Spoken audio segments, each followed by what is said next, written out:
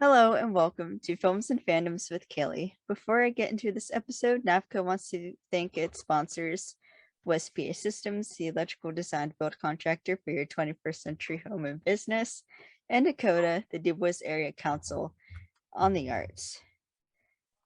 So I'm back again with Alex, and today we are going to be talking.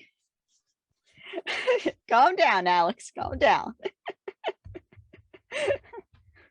It's okay. Calm down. You guys can't see it, but she is so red right now. Don't crumple your nose. Because you're making me laugh. I'm making myself laugh.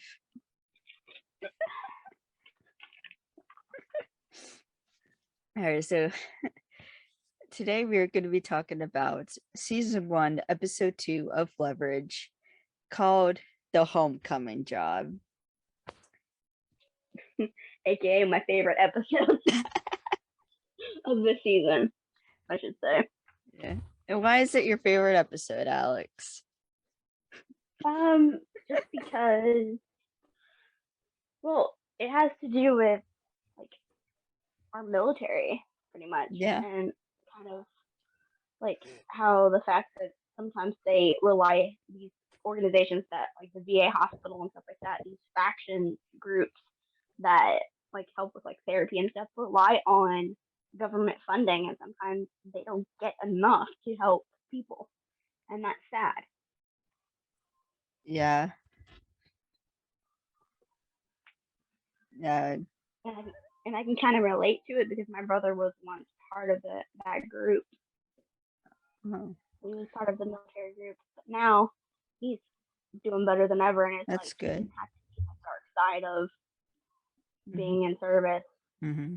and having to rely on the VA hospital alone for help.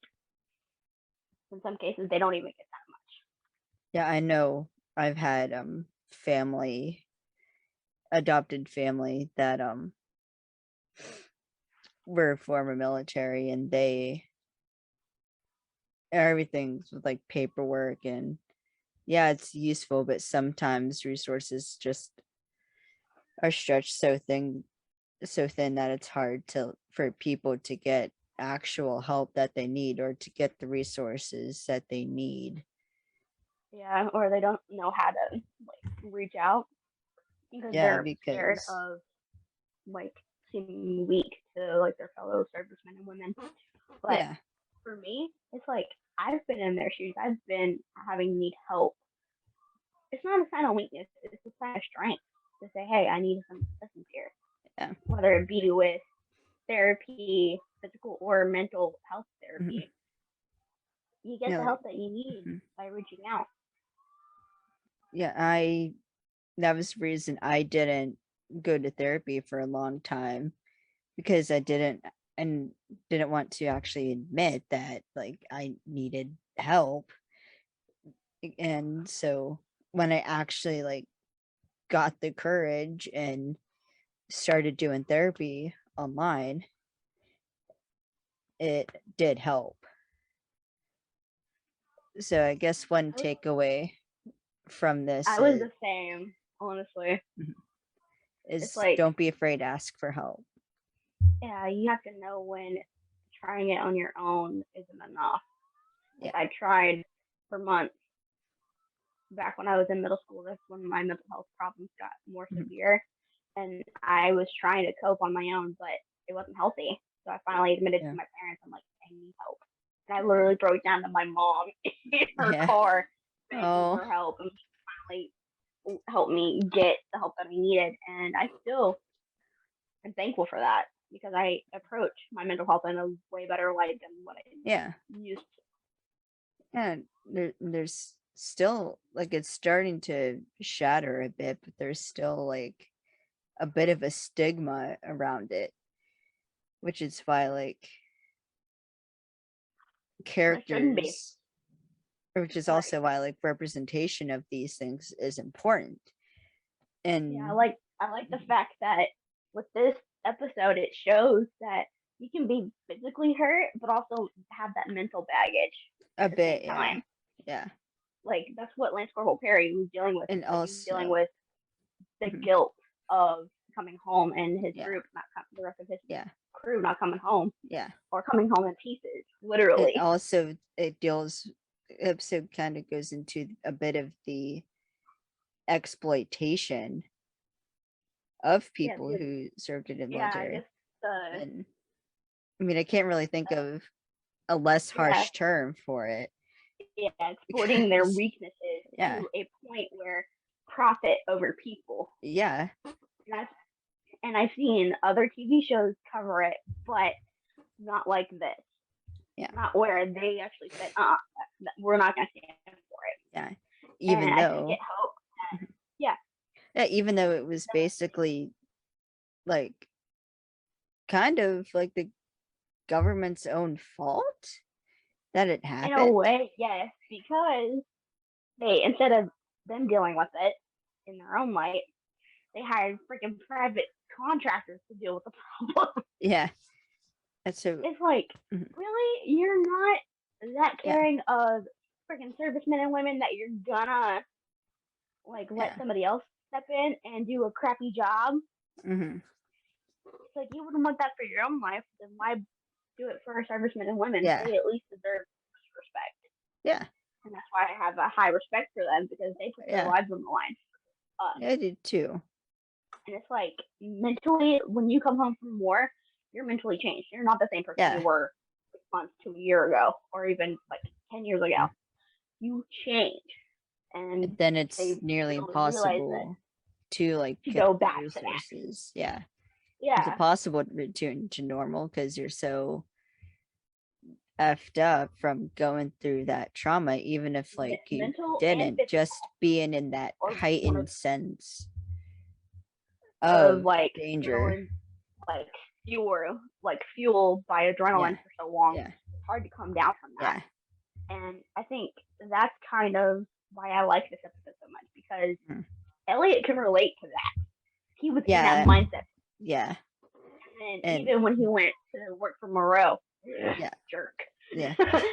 He was in that 'cause headspace. we do get of fighting. Yeah. All right, before we get And it's like vulnerability, which is awesome. Yeah. Yeah, because with Elliot's character, we do get a bit of a hint in this episode of his military background. Yep. Though it comes more in later episodes. Later on, but we kind of get a little sneak preview of it in this episode. That was really cool. All right. Before we get before we get to off track here, let's actually get into the episode. So this episode is called The Homecoming Job. It is season 1, episode 2, and a bit of a summary. As we kind of talked about here, the team comes back together to help a young corporal get payback against the defense contractors who shot him up. And the director for this episode is once again Dean Devlin. The writers for this episode were John Rodgers, Chris Downey, and Dean Devlin. And this aired December 9th. Iconic trio. Yes, the classic OG trio.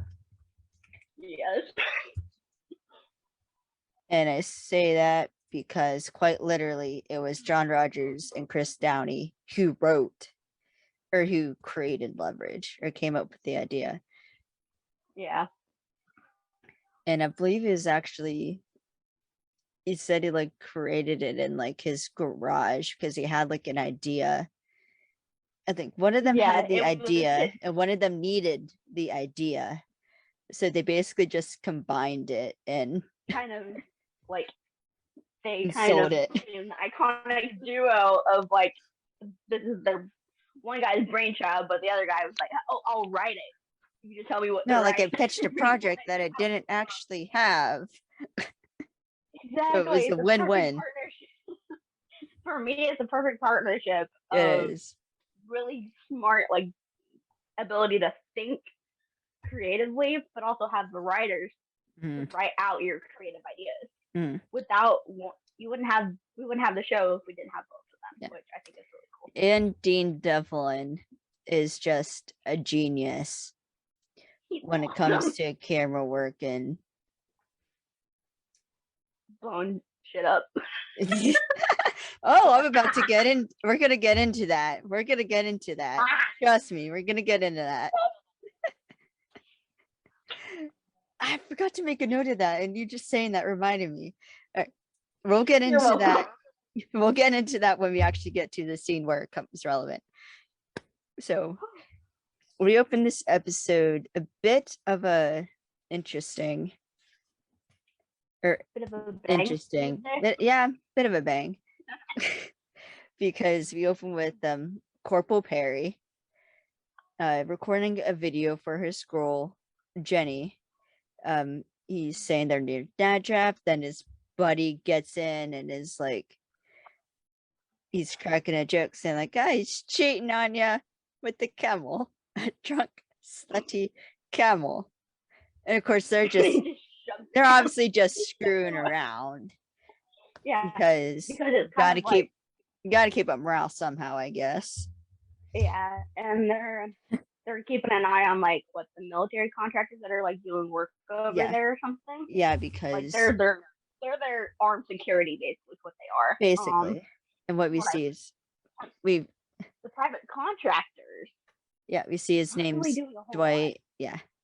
And he's pointing out Perry's playing into it, saying the camel's been texting him, but it's over. And we find out the friend's name is Dwight. And Dwight points out the contractors, and they're loading stuff onto a truck, basically. And Perry says into the camera that they're private contractors. Yeah. And they make $700 a day. So there's seven. That ain't fair. It should be the other way around. Freaking ridiculous. If I'm honest, it should be the other way around. Oh. Because our military not necessarily the other way around, but like everybody deserves to make a living wage. Yeah. And 7 ain't a living wage. I'm sorry, it just isn't. Yeah, now it would be different if it was like $30 an hour or something like that, or a day. Yeah. And they're over there for like 6 months. Something about that would like be that. A lot of money. Yeah. If it was like $30 a day, that would be more suspicion, I think. But then Dwight starts saying they gotta, and then gunshots ring out. Camera falls down, and you see, I think Dwight might be dead, and Perry's all shot up. Yeah, he collapses from what I can tell with the camera angle, and then you look behind him over his shoulder. Dwight's bleeding out, basically. He's gone. Mm-hmm. But Perry's still kind of alive. You can kind of see it in his eyes. He's still kind of there, but he passes out from shock. He's probably blacked out. I'm assuming. Mm-hmm. Yeah, I could tell it wasn't their guys that fired those shots. I could tell by the gunshots. It was something else. Sorry, I did not. Kind of like how Elliot. I know. That's what I was thinking of. I was thinking of a scene we'll get into in a minute. And I was hearing his voice in my head as you were saying that. That's why I chuckled. Right. It's more of a crack. I'm sorry, but yeah, I was like, because I've heard different guns being shot up and stuff like that, and I can tell the difference a little bit between them because I've handled guns like that before, and I can kind of tell. Kind of like Elliot, but not to his degree. Yeah. It's kind of interesting. You want to get to the scene I'm talking about? Yeah. All right, we'll get to that scene. Okay, but what's cool is the camera kind of zooms out as it's revealed that it's like a video playing on like a laptop. And Nate asks Perry, who we see in a wheelchair, and they're now at this rehab hospital, if Nate's asking if Jenny was his fiance. Perry says she was, and Nate apologizes. Perry said he's not mad, and it happens. and he doesn't want charity. Nate says that they're not a charity, and Perry says he wants his rehab, and if he's going to work, which he wants to, Dr. LaRoque says he needs another year and a half of hardcore rehab and 2 more surgeries, and Castleman shot him up, and he wants them to pay his bills, which is fair. Yeah, I mean, if you harm somebody to where they can't work anymore, you pay. You have to pay. That's called liability. Well, that injustice. Yeah, this piece of human filth did not do that. Yeah. And that really angers me. I was like, oh, I just want to punch him in the face. I wanted to pull an Elliot and punch him, but I didn't. Another interesting fact, though, about this scene is all the patients in the rehab center, including Perry, are actual Iraqi vets. Yeah, they're veterans, and they deserve. Which kind of they were actual. That kind of tugged at my heartstrings when I found that out. It does, yeah. I was like, they actually legitimately saw hell unfold. So this storyline was personal for them in a way. And I think also it's a real rehab hospital too that they shot in. Actually, I think it was. Although, on the inside, the interior shots, that was when they're talking to Perry inside the hospital. That was the actual corridor of one of the rehab hospitals. I think I remember reading about. Yeah. Pretty sure they said about it in the audio commentary. Yeah. They have my respect for that because they saw hell more than what we can imagine. And that's why whenever I see a veteran, Vietnam or otherwise, I always try to go up to them and tell them thank you because they don't hear them enough. Yeah. And I actually made a guy cry once. Oh no! He was a Vietnam vet, and I was like, "Hey, excuse me, sir," and he's like, "Yes," and I'm like, "I just want to tell you, thank you for your service. Thank you, young lady." And I saw tears in his eyes, and I felt so bad. But he took my hand, and I was like, and he said, "There's not enough young people like yourself that are willing to come over to me because I wear this hat and say thank you." So I appreciate it. I was like, "No problem," and I literally walked away with tears in my eyes. Because I was so happy that he was cool so that you happy made his day, though. Yeah, I'm just like, instead of spitting on them when they come home, tell them thank you for what they do. Yeah. Treat them like human beings and not an object. Yeah. So that's why this is one of my favorite episodes. Because it humanizes them. They're not They're not robots that are fighting this war. Yeah. They're human beings.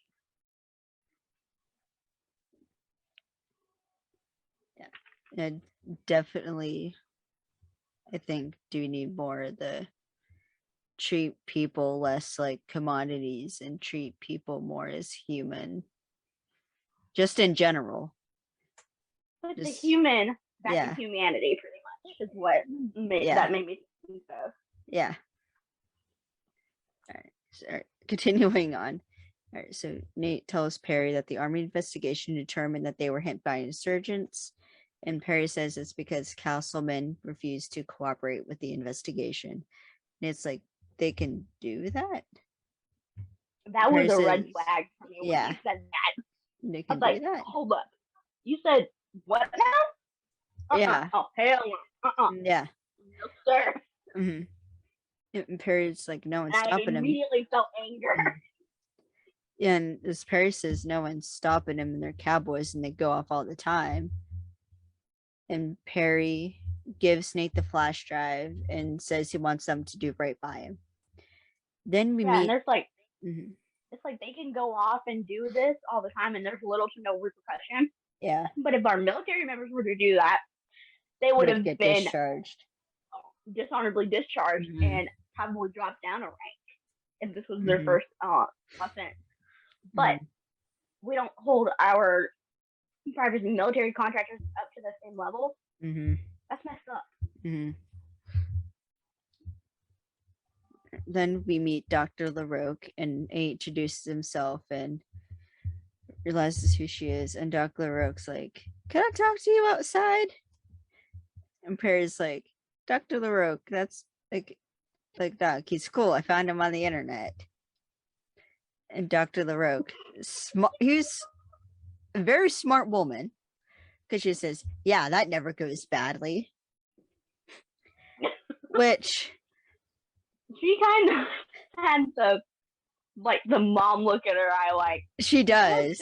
She's like, outside now. It's a little bit funny, and I'll say why. Because we found each other on the internet. But I guess you could argue with how much chaos we give. I don't know. There's as much chaos as we give. I guess the first step enough. Still up in the air if it's badly or not. We don't help the problem. We make it worse. We do kind of make it worse. All right, so Nate then tells Perry that he'll be in touch and grabs the drive, and LaRoque and Nate go outside. LaRoque kind of scolds Nate, telling him they can't be getting Perry's hopes up, and it's like, I'm just here to provide options. LaRoque tells Nate there's no options. Nate's tries saying about the Veterans Hospital, but LaRoque tells him it's 400 miles away and has a 5-month waiting list, and that everyone in that rehab room is a reservist. And when reservists get out, they get sent home, no matter where home is or how far it is from the treatment they need. And LaRoque's like, no one thought this through. It's like, it doesn't matter for me when I heard her say that. I'm like, you're just making excuses. It doesn't matter if you're a reservist or not. You're a military member. Mm-hmm. Point and simple. Mm. If you get out due to an injury like Perry did, you deserve to get that VA benefit no matter what. Yeah. That royally pissed me off. I was shaking so good. I mean, I imagine if Elliot would have heard her say that, he would have punched something. Probably a wall. Yeah, probably. Vera continues saying that they're not a rich hospital, and she's cashed in every favor she had to take care of these kids for as long as she can, but she has to go back in and tell Perry they can't treat him anymore, and tells Nate to run a scam on someone with money. Nate assures her that, like, when she said that, I'm like, first of all, hell no, it's not a scam.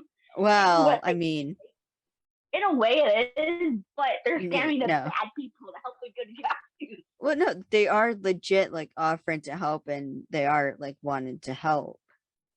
Yeah, they're Robin Hoods. Yeah. That's what they are. They're a band of Robin Hoods. They are a band of bad people trying to do good by stealing from the rich and giving to the poor. And that's what Carrie and those guys are. They're the poor. They're basically low class. Little guy, yeah. Yeah, they're low class to the society, which I think is very, very wrong and very hurtful. It's like they're basically saying you're not enough. Sorry you got hurt. Sorry that you got hurt on our dime, but we can't do anything to help you anymore. Yeah. We're out of money. Not willing to try to get more money. Like, at least LaRoque's, like, cashed in every favor she had and is, like... At least she attempted to try to help. Yeah. That's all that matters. Yeah. It would have been different if she said, well, there's only so much that she can do, too. I mean, it's all about... Yeah. I mean, I assume she probably tried to do, like, fundraising or something to kind of get more money and get more notice for that. But even with that doesn't really help. That only goes so far. Exactly. So Nate tells her it's not a scam and he wants to help, and the Rook tells Nate that people just don't show up to help, and it's not the way the world works. And then she leaves, and Nate then gets out his phone and tells Hardison to call them. Which I want to know more about what was going on with Nate and Hardison in between here. Because as we're about to see, Hardison's been hard at work at the new HQ we're about to meet, and everyone else is off doing their own thing. So I want to know. Can I just say, quick side note? I love the new HQ. It looks so good. It is, And but the I wall just of computer screen. yes, I just imagine the Hardison's like, Nate, check out this little like piece of tech that I got. And Nate's like, Hardison, just install it, okay? I don't want to hear about it. Like, just install it. I'm too hungover to be listening to you right now. Go install it. He's like you know how we joke and say they're like a family, and There. Nate's like the dad. Hardison is like the geeky younger brother. It is. Look what like Dad, check out this thing I got. Dad. Like, what? Hardison. Cool. Like, didn't even look. Check out the new earbuds. There. Whatever. It's like, oh, that's cool. Good, Hardison. Like, ignoring him. Go. Like, go. I don't know. That's just why do something. I said they are a family dynamic. Yeah. That's why I say that they're a family dynamic, because it is. And he gets the dad voice with Parker. He does. No, I just imagine Nate being a tired dad who's just had it with his kids' bullshit. Like, I'm done with this. Just go to your rooms and leave me the heck alone, please. I bet is what it's like. All right, so after Nate tells Hardison to call them, we get Sophie in Hollywood absolutely bombing an audition, as we find out, for a soap commercial. And we also get a cameo from John Rodgers himself as a casting director. And I think Amy Burke who's I think one of the writers, as the other casting director. Was. Yeah, they're sitting there and I'm like, wait a minute, I know that guy. John Rodgers. And I'm like, because that is the first time. Who else had a cameo in another episode or something? It was Jonathan Frakes, yeah. In the Toy Job. Yep. Episode, which is season 5. I'm like, hey, what are you doing? And I was like, wait a minute, that voice sounds familiar. Wait, I think actually, in another episode in season 2, I think Dean Devlin's voice makes a cameo.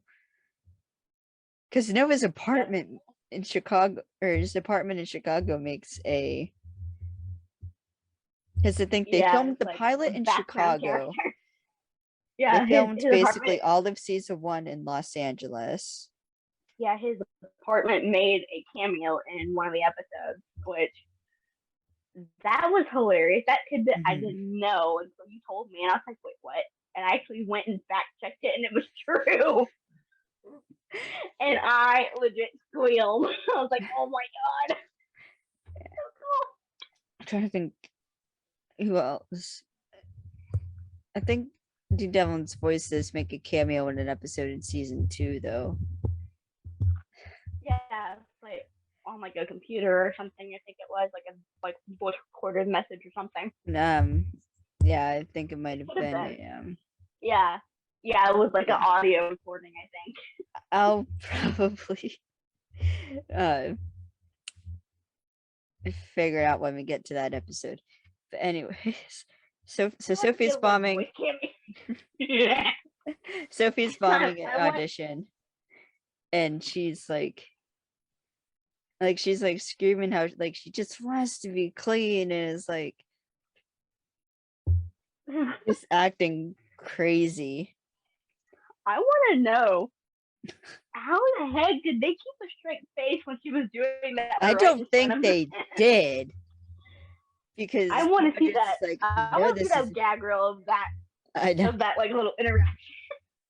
Because Rodgers is like, this is a soap commercial, right? So it's like, like so proud of something. Like, huh? It's like, well, when I was thinking about it, like Peggy, you know, they just think that like this dirt is like a metaphor for sin.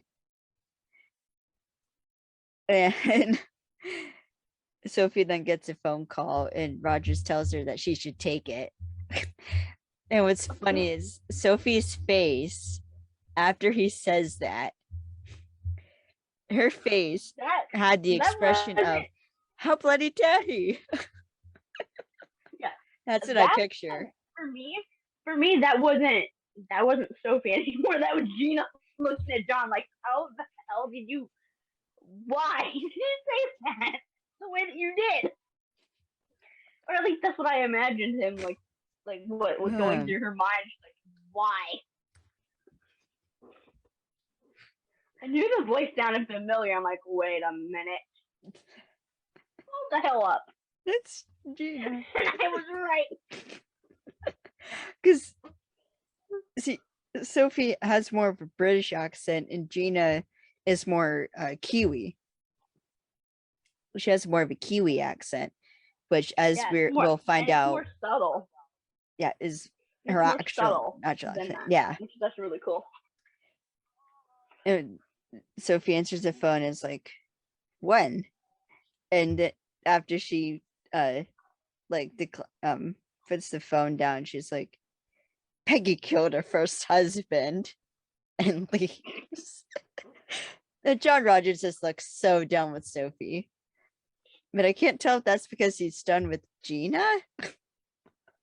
I don't think he expected her to continue after she got the phone call. Thought he was just gonna be like, oh, I need to leave, and just walked out.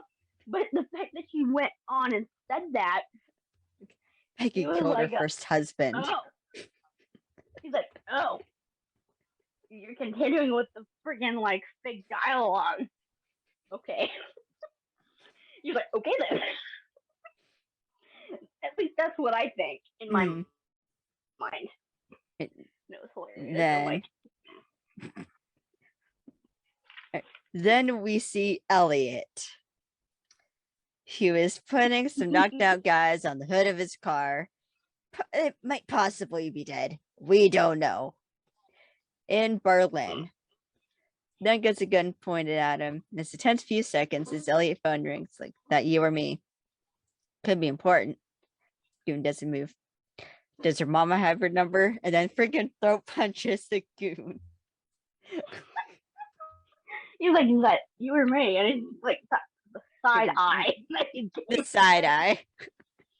It could be important. That made me squirm. Literally, I was like, oh, that makes me uncomfortable. Does your mama have your number? And he basically like reverse karate chopped him in the face. Which it says on IMDb that's a killing shot, but I don't know. So for sake of that Elliot doesn't kill people anymore, they're knocked out. Then Elliot disarms the gun and he answers the phone. But he's got the damn double jackets. It's got like the hoodie with the drawstrings out.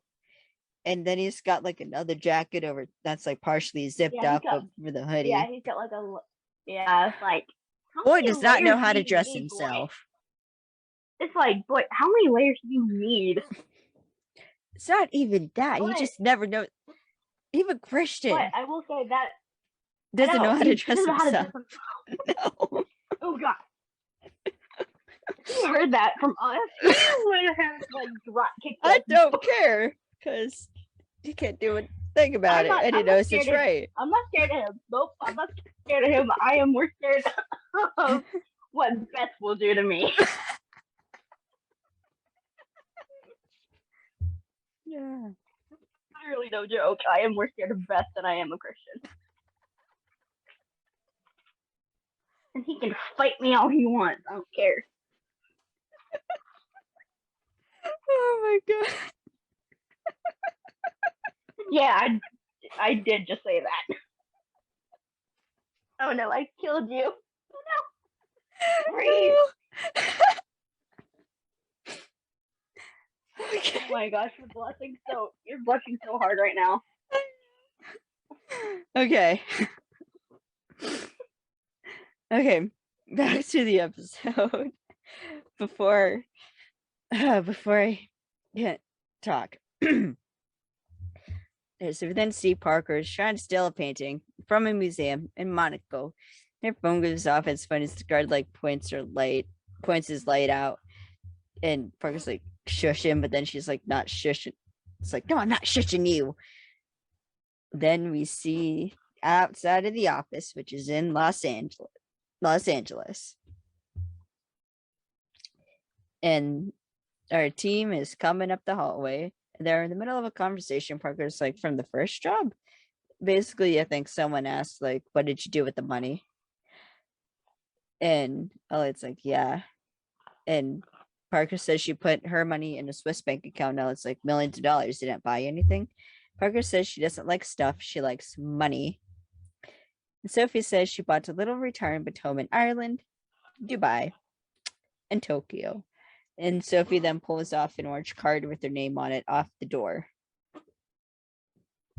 Parker then asks what Elliot did with his money, and Elliot says he's not about to let two known thieves what he did with the multi-million-dollar payout. And what I imagine Elliot did with the money is I imagine he probably gave it to like families of some military buddies, or gave some to like put towards a college fund for like military buddies or whatever. And probably bought a couple guitars. Yeah, what I imagine I think he did, he bought like at least 2 or 3 guitars and gave the rest of it to like a VA hospital or something. Or like, gave some to a VA hospital, yeah. Yeah, and like donated it in honor of like his fallen comrades. I think that's probably what he did with it. Yeah. So it's like, don't you trust us? And the girl chuckles. Elliot's not amused as they enter. And we see a sign that says Leverage Consulting and Associates. And there's and we see like a desk, and there's like a waiting room off to the side, and they work forward a bit. It was like, okay. Then Parker spots my favorite recurring bit. Oh, Nate! The freaking painting. The painting of old Nate. Okay, it honestly to me doesn't look like old Nate, but it looks like I can kind of see it. Librarian. I think actually is. I actually think it is. I think the idea is it's supposed to be like someone from Nate's lineage. But it's good painting, and I can kind of see I could kind of see it. So anyway, Elliot's like, back to the episode. Elliot's like, I don't get it. And Parker asks what this is. And Hardison then comes in with files in hand, telling them that this is their new cover story and welcome to Leverage Consulting and Associates, founded in 1913 by the great Harmon Leverage III. Then Sophie starts giggling as she realizes the painting is Nate, and tells Hardison that Nate's going to kill him. And Elliot asks if Hardison painted her. It's like, I'm gifted. And it's like, it's weird. Like, totally done already. And they ain't even 5 minutes. I love the fact that I don't think that was Sophie laughing. I think that was Gina. That might have been Gina. I don't know. I should have watched it. I need to know that answer now. I need to know that answer. Was it Sophie laughing or was that Gina? I don't know. It might have been a bit of both. Let's True. be fair. It was probably both. It was probably both. So Hardison hands out the files, and he has some phones and hands them, explaining that Leverage Consulting is squeaky clean and all corporate taxes. Basically, everything's up to date, and they got dental and pension plans, which is much better than my current job, because I don't even got a pension plan. Or insurance. Now, Grant and I work part-time, but he got him set for life. And basically they have everything to prove. I love when Hardison hands Elliot their like new dossiers and stuff. Mm-hmm. He looks down at it and looks up at Hardison with like this proud smirk on his face. Or at least I could see it like in his eyes. He was proud. He's like, damn, I'm impressed. Like, it's probably like the most put together like cover story he's ever had. Let's be fair. Probably. Yeah. Alright. That's a cover story that can hold water. Yeah. And basically they have just various things to keep it legit and company newsletters as they're walking through the hallway. Parker's reading the newsletter and says that in 1998 she won the sack race at the 4th of July picnic, and she thinks it's cool. And Hardison also says that they all have offices and suggests they bring photos or like a plant as he's a supporter of dandelions.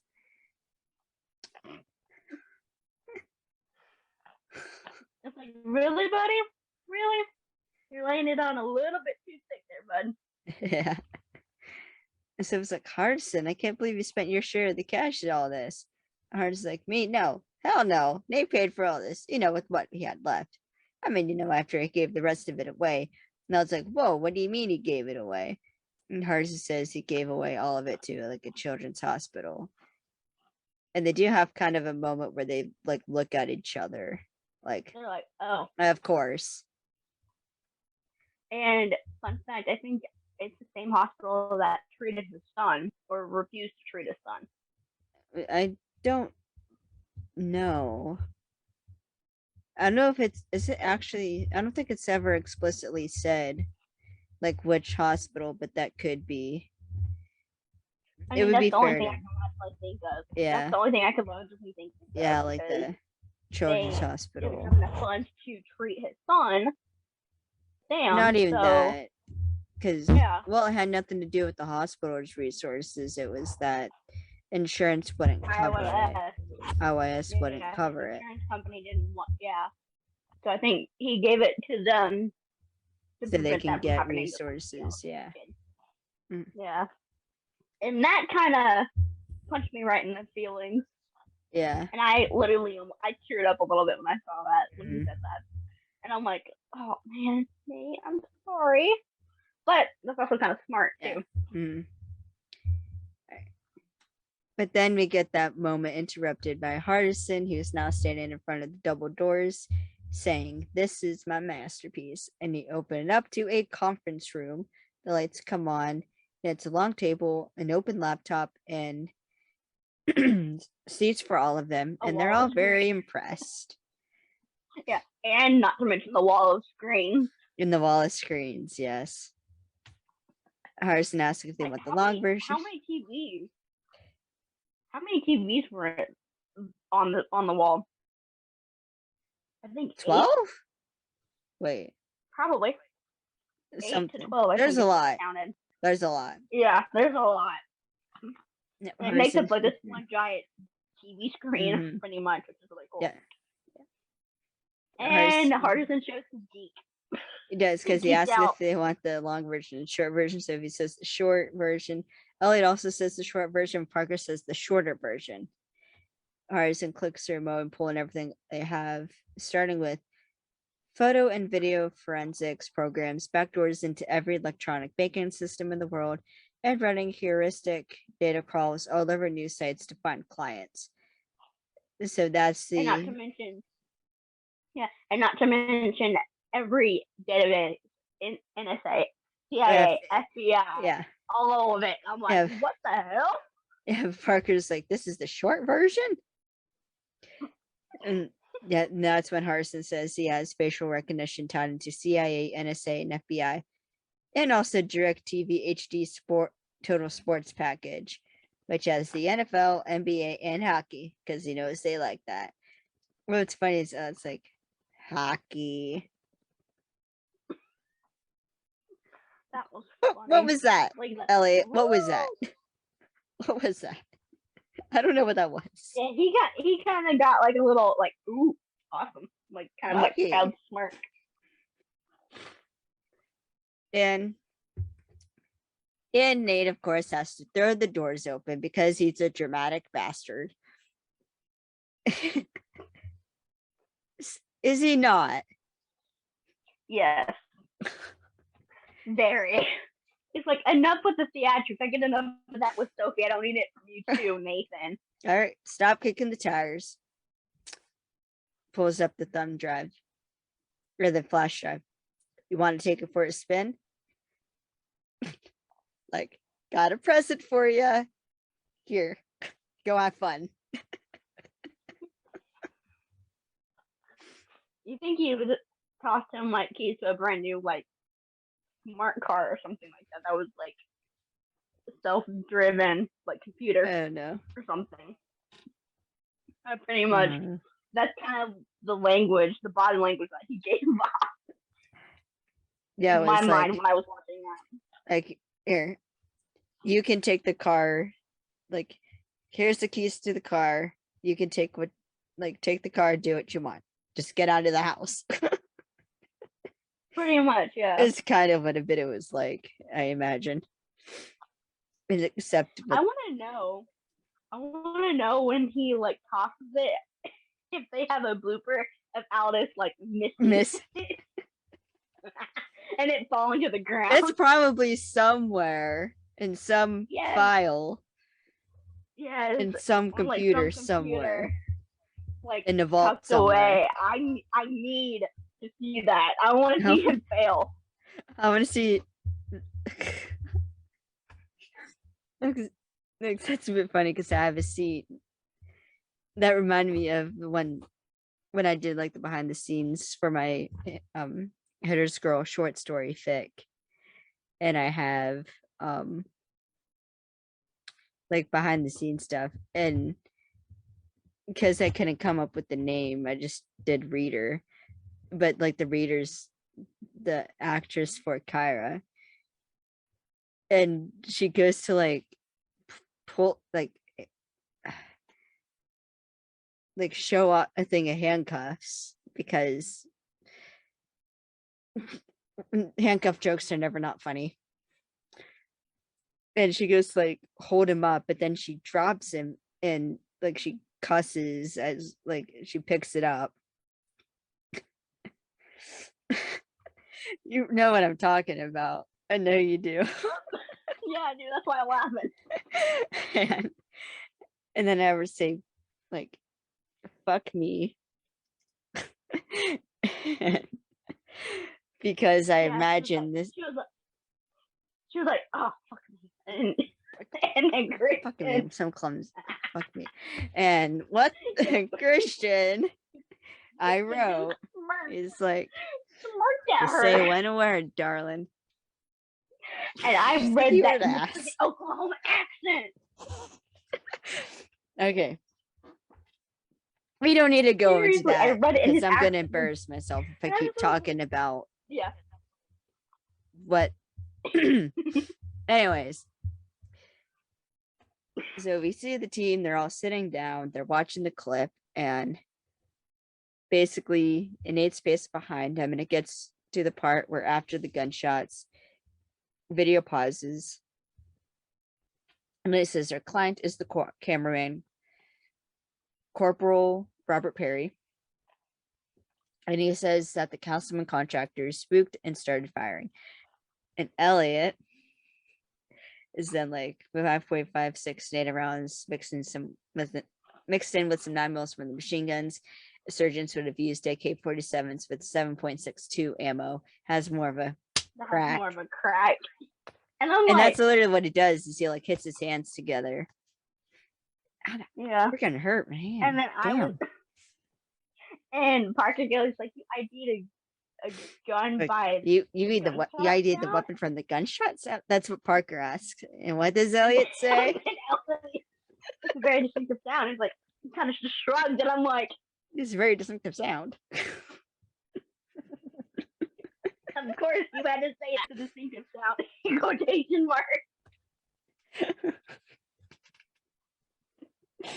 But yeah, when he said, I was like, wait a minute. And when he said the type of ammo, I was like, yeah, that's right. I've heard both of those. And I think I can tell the difference. No, I am not a guns How is it? person, so I do not like guns. That is just a personal preference. You do you. But by my Yeah, understanding is that like the the larger, 5.56 and the yeah, 5.56 7.62 is the is gram, like how much the bullet is it weighs, or how much like 5.56 powders. is the millimeter of how wide the bullet is, and the Okay, that makes sense. 227 is the type.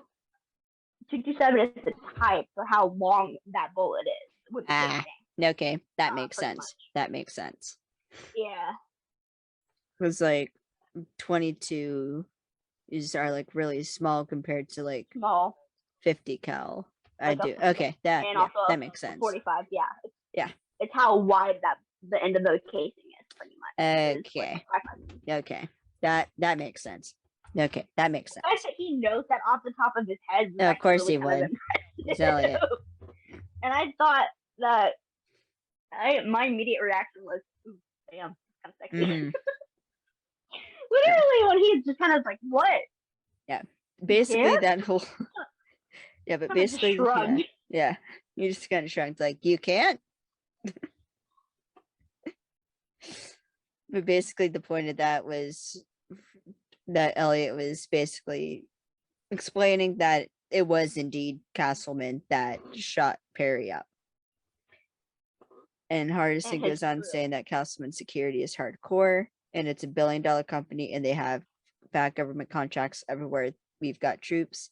And Hardison introduces our main bad guy, Charles Dufort, the CEO of Castleman Security, and very paranoid and very professional. And unsurprisingly, is an old rich white dude. Yeah, he's a rich jerk face. Old white dude. I would love to throat punch. I want to throat punch him so bad. And Elliot then points out this is a private army they're talking about going up against, or that they're talking about taking on. They have their own intel assets and they have a lot of trigger pullers. But something I'm going to point out is because of the camera is more on Elliot for that line, his hair is more wavy and his hair is more brown with like blonde streaks in it. Yeah. Because later his hair is more black. Yeah. Like and did you notice that later when he says it's a distinctive sound, this very distinctive style, talking about the knife fighting skills. Yeah. He has his sleeves rolled up. He does have sleeves like, rolled up. And I immediately thought that was adorable. I was like, oh my god, he's so cute. And he has his hair and up. His sleeves rolled up. Yes, in a like that classic like sleek back ponytail. All right, continuing on. We'll get more into that later. We'll get more into that. We got two. The distinctive counter of like how many times he says yes, we have two for this episode, which I love. Yeah. Yeah, so Nate's like, yes, and lobbyists in every office in DC, in Washington, DC, the problem with the cover-up is the paperwork to keep the lies straight. Like as Hardison says, internal emails and memos. And it's like, exactly, and then he leaves. And the teams follow him as he's saying, let's get to work. And so it's like, yeah, that was kind of when he turns around after he finished talking, he turns around and walks out. That was like a kind of subtle let's get to work, and he didn't have to vocalize it. They just knew just by him turning on his heel and walking out that we need to follow him. That was kind of cute. So then Sophie says they steal the evidence and threaten to expose them. Parker basically says blackmail. Nate says, but enough blackmail to pay for Perry's rehab and a couple million more in damages. Elliot, who once again is in smartass mode, it's like, that'll never hold up in court. And it's like, but that's what Corporal Perry's lucky. He doesn't have lawyers. He has thieves. And Nate gestures for them to leave, and Elliot kind of has this smirk on his face as he leaves. Kind of like, okay, good point. Valid point. Yeah. But I also don't know if that's once again going to what we talked about last time. But the whole, yeah, you're not a thief, but yet you're enjoying this just as much as we are. And you're famous Yeah, for it's doing like this your shit. motives are different. Yeah, your motives are different than what ours are. Ours are we want to steal stuff. You just want to get the bad guy and like ruin their reputation. You are more of a blackmailer than what we are. Yeah. We just do your dirty work for you. Pretty much is what that was. That little Yeah. subtle like eye Yeah. contact share of like, well, I'm not a thief. Yeah. Well, I beg to differ Sure. kind of more, but guilty by association pretty Mhm. much. A bit, yeah. But it's funny because then Nate spots old Nate. And it's like, Hardison. Like he calls out for Immediate Hardison. dad voice. Like, Hardison. Immediate dad voice. Immediate dad voice. And I'm like, ooh. Harson's in trouble. Little brother's in trouble. Little bro's in trouble. Mm. And I literally like started laughing when that happened. Like, oh, so much so I had Harson's to going to get yelled at. You know, it's going to enjoy every second of it. Yep. So we cut to night at a party. Elliot's in a white button-up shirt, like white button-up shirt and black pants, a bow tie, his hair back, tray with wine glasses in hand, say next time he wears a suit. Which I must say, he looks damn good in the suit. Just saying. Kind of like James Bond. Yeah. And it was kind of like my old work uniform. But I will say with the whole like button up with a bow tie, I immediately thought when I saw that bow tie, I was like, ooh, bow ties are cool. Bow ties are good.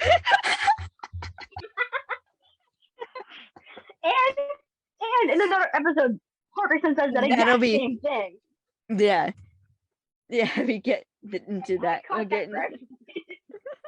I caught it too. I caught that reference. Yeah. But yeah, that's what I love about this show. There's so many geeky references. There is. Mainly to Star Trek and Doctor Who. Yeah. And we have the writers to thank for that. Yeah, we do. I think. Yeah. So Nate's wearing a suit. Sophie's on comms. And she's saying Dufort's here and she's going to make eye contact. And we get a cool zoomy spin shot. And we zoom in on the earbud. So we see actually how the earbud looks in the ear. Which I think is interesting. And I admire the camera department because I remember. I thought that was kind of a cool, was a cool little kind of like close up of kind of like how it looks. You know, we see them put them in their ears, but we don't see how it looks in their ear. Yeah. And this is when Sophie tells Nate via the comm, when a man looks at a woman in the eye, he's lying. No. How would she know that? No, that's later. That's like later. That's later. Yeah. I love that part. I'm like, I got thoughts. I got thoughts on that. We'll get into that in a minute. But I respect. I had to write that down too. Yeah. I just want to do a quick shout out to the camera department and the extras in that scene, because apparently the way they like do those is like the stop, zoom, or it's freeze, zoom, unfreeze, spin. It's like a lot of technical, and during the freeze, they like everyone has to freeze. Like everyone in this scene has to freeze. So respect to the camera department and respect to the extras for pulling that off. And I liked how they kind of did like a spin around. And I just know from seeing like behind the scenes stuff of like other movies and stuff that they are on a dolly system that's like on a track system around the actors that they're focusing on, which I thought was really cool. And the spinning thing was really, really awesome. And I was impressed. Yeah. Okay. Back to the episode. So Nate's telling Sophie to see what she can squeeze out of him. And we get another fast spin shot on Sophie and Elliot, then zoom shot where we see Elliot leave. We also see Dufort, and who will find out to be Congressman Jenkins, are talking. And Jenkins is another rich old white dude. Though I love Sophie's dress. Oh, it was so pretty. And I didn't It's like realize a high until you halter said, top blue sequins. yeah, and I didn't realize until you said the name of the congressman. That is a little homage to the librarian. Jenkins. Oh, right. Right. I just realized that. Oh. No, it's the one that recruits Glenn. Right? Yeah. The one, yeah. Yeah. So I still need to watch The Librarians. I only watched the first movie. I've been busy, okay? Well, Electric Now has it. Yeah, so yeah. You can watch the movie and watch the show. Yeah, yeah. Shout out to Electric Now app, because without Electric Now and Dean Devlin, we wouldn't have masterpieces like Leverage, Librarians, and Almost Paradise, which will actually probably be the next show I'm gonna do, because I'm almost done with my Moon Knight series, and I'm gonna need something else to talk about. So I might just do Almost Paradise, because why the hell not? And please have me on for that. Why not? Okay. All right, back to the episode before I guess I checked it again. All right, then Nate tells Parker and Hardison it's time to hit his office. And Parker and Hardison are on the roof of Castleman headquarters, and Hardison says he's got to go back to the office because he just remembers something. Parker's like, what? And Hardison says he just remembered gravity and the squishiness of his manly bits, which I don't know if this is just because I had recently started rewatching Almost Paradise. Speaking of Almost Paradise, is another Christian Kane show where he's playing a smartass cowboy, not a dumbass. Well, no. Elliot's the smartass cowboy. Oh no, what was the one thing you sent me? It was like Jake Stone was like one kind of cowboy. Elliot was a dumb one. Elliot was like another cowboy, and Alex is another cowboy.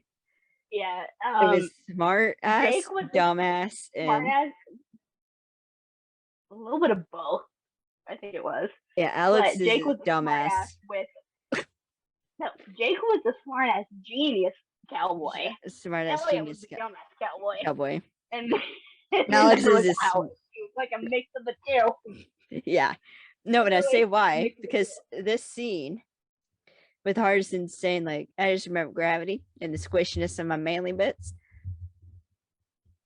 reminds me of the scene from episode 1 of Almost Paradise, Finding Mabuai, where Alex says that he ain't taking his meds because they have sexual side effects. Like, I don't know why. I googled about the dilator. 2 words came up: sexual side effects. Nah. And the doctor basically called him out and was blunt. She's like, heart failure is worse than penis failure. And Alex's face was like, the hell did you say? My thought when I rewatched that scene, which I wrote because I was rewatching it to write Almost Paradise. And I literally like was your 48 laughing. You're 48, Alex. Is it really that important? Yeah, and I was also rewatching it for writing my Almost Paradise stick as well. And I'm like, because I had my character in the room with him when that happened, because she had gotten shot and was getting her gunshot wound taken care of. And she just looked over at him like, dumbass. The hell is wrong? That's what you're worried about? You know, and he's like, And she had this like look on her face like, I'm not all that impressed because I've seen you without clothes on. It's not impressive. Had him like, when it like paused for me right after you said that, I was like, what are you gonna say? Am I gonna have to cut it out? yeah, basically like, I've seen you without clothes on, dude. It's not that impressive. You're lying, dude. It was just like, it was all in the eyes. He just looked at him like, he kind of did like one of these, like, look him up and down. And he's like, just shake your head and walk away. Oh my god, you're gonna get me in so much trouble. Oh, I promise. I promise I won't. Oh my god. And you wonder why this is pretty much happens on a normal basis for us. It's fine. It's us. Of course, like I said, it's going to be chaotic. Yep. And it is. Yep. Parker, getting back to the episode, Parker says she designed the rig herself. And the lines carbon fiber has a 5-point harness and weight supports on the shoulders, chest, and auto braking resistance on the main pulley. And she pats his rear. And Harrison's like, cool. So it's tested. Parker's like, not yet. And Harrison's like, not yet. When the hell was he gonna test it? And then she just freaking shoves him off. And he just like goes over the side screaming and flings herself down. But when they get to the window, and she goes and zooms right by. And Harrison, he's just hanging upside down. And Parker's graceful, and Harrison's like, seriously? It's like, did you just do that? And I'm like, yeah, bud, he did. He totally did. She totally did it to you. I'm sorry. She's gonna do that many more times because you're stupid enough to let her. Well, he is smitten with her, honestly. He is. But he's stupid enough to let her do it. It's adorable, though. Because he always puts himself in situations where she ends up shoving him off a roof or out a window.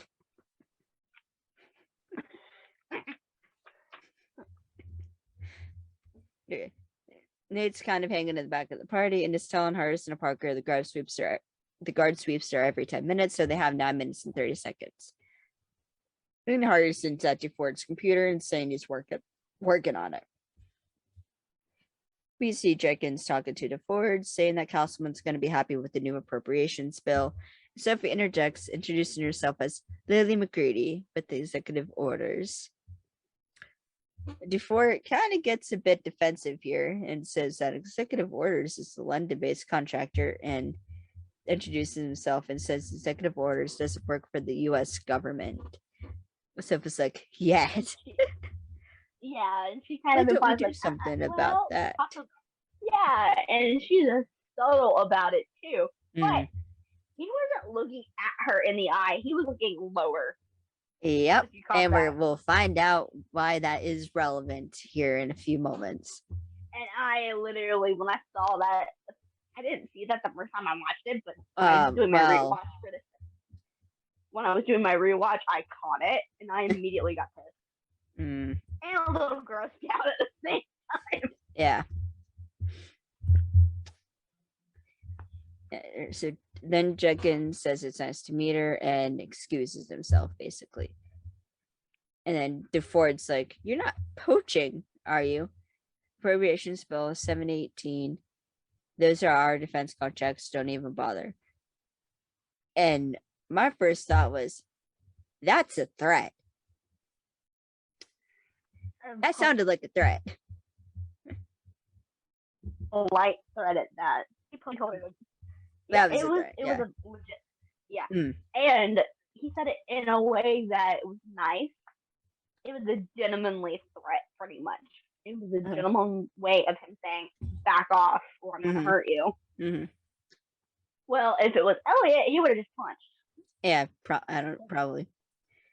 Yeah, without saying words. But Devlin, he kind of like, he Sophie's easily said that. Yeah, with that whole interaction, it was like, you don't scare me. Yeah. And Sophie's like surely there's enough war to go around. Yeah, her body language changed subtly. Did you see that? Yeah. Her body language changed. Like, because she was facing him, and then when she said that, the threat, she turned away from him. She angled her shoulders a little bit away from him. Like, I didn't catch that. And also to appear like probably open more. Like, Mr. DeFord, surely there's enough war to go around. And DeFord says he likes her, and Sophie chuckles. Then Nate goes on comms and asks Hardison what's this bill they're talking about. Hardison says he'd love to give Nate the Schoolhouse Rock, but DeFord has an RFID security card reader on his power supply, so he's busy. And Parker's happy because she found a safe with a voice lock. Which actually... Of course, he found a safe. So... that just happened to be in the same room. I got curious. So I got curious. And I had looked on Amazon, and RFID readers on power supplies, I'm pretty sure do actually exist, but because you can buy RFID readers.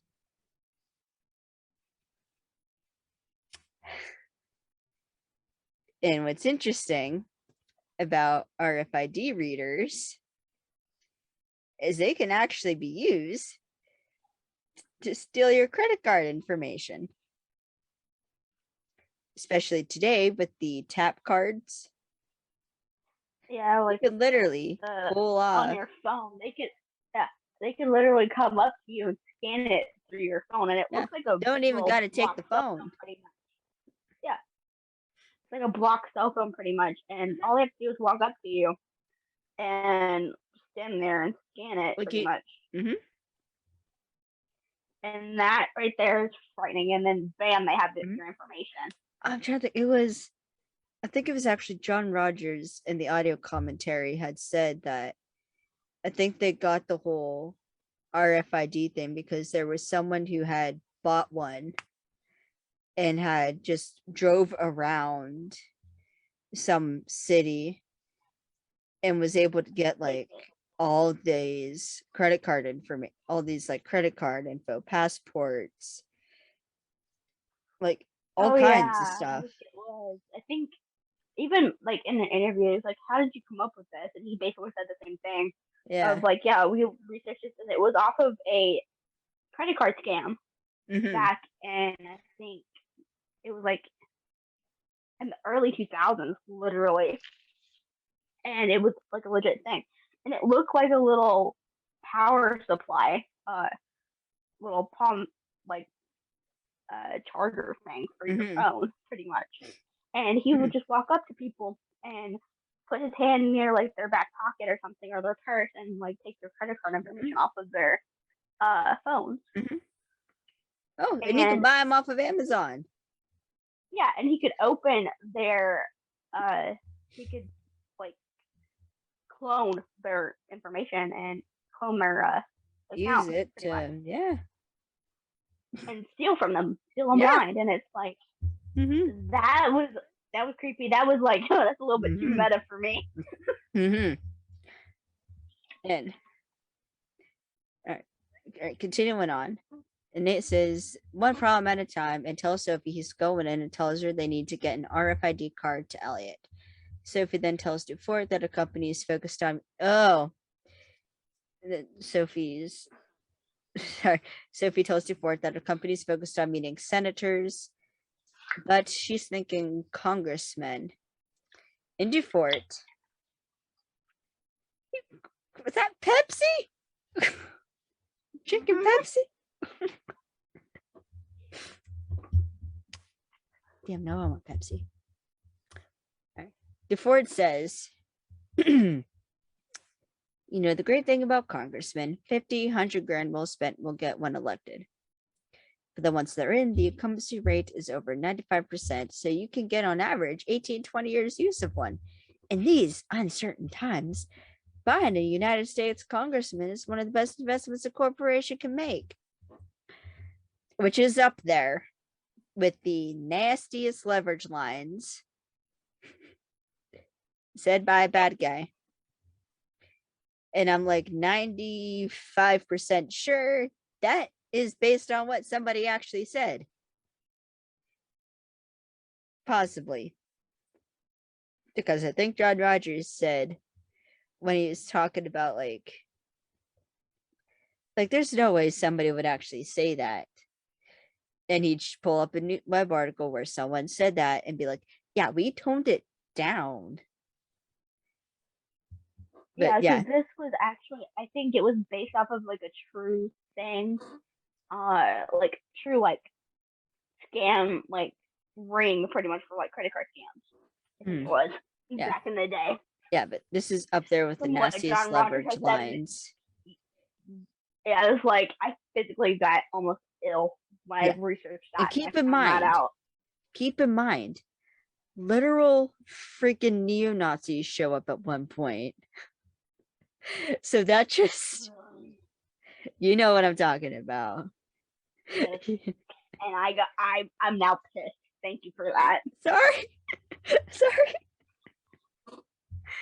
No, trust me. If we get to that point, it'll be interesting. Oh, we will. Oh, yeah.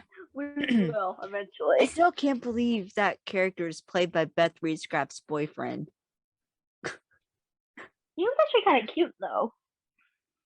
Which what makes it more disturbing.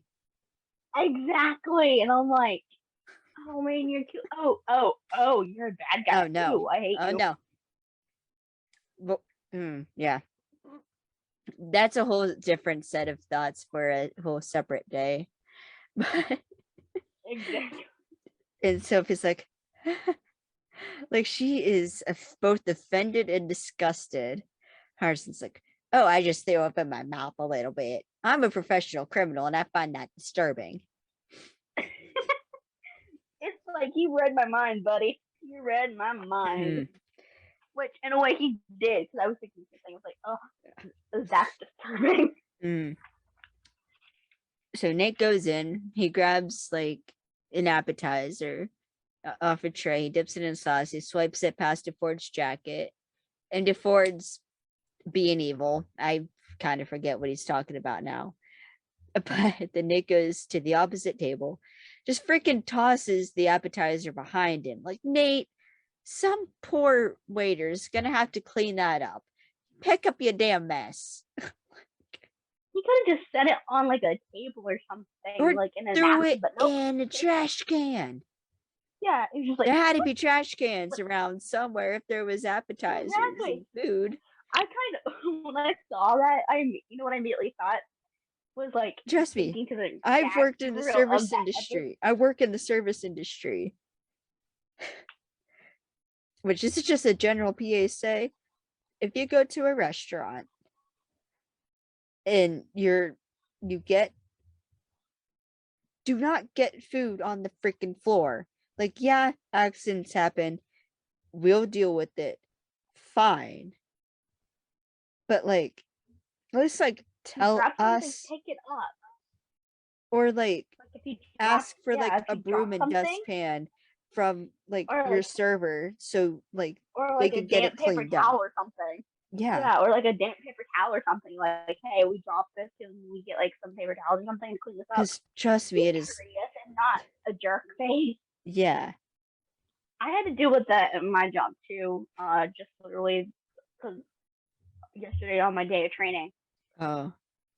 This family with this young kid literally was throwing food all over the floor and didn't even clean up. And they like packed up and left, and I was stuck to clean up their mess. Look, I get kids are just naturally messy. I get that. Kids will make messes.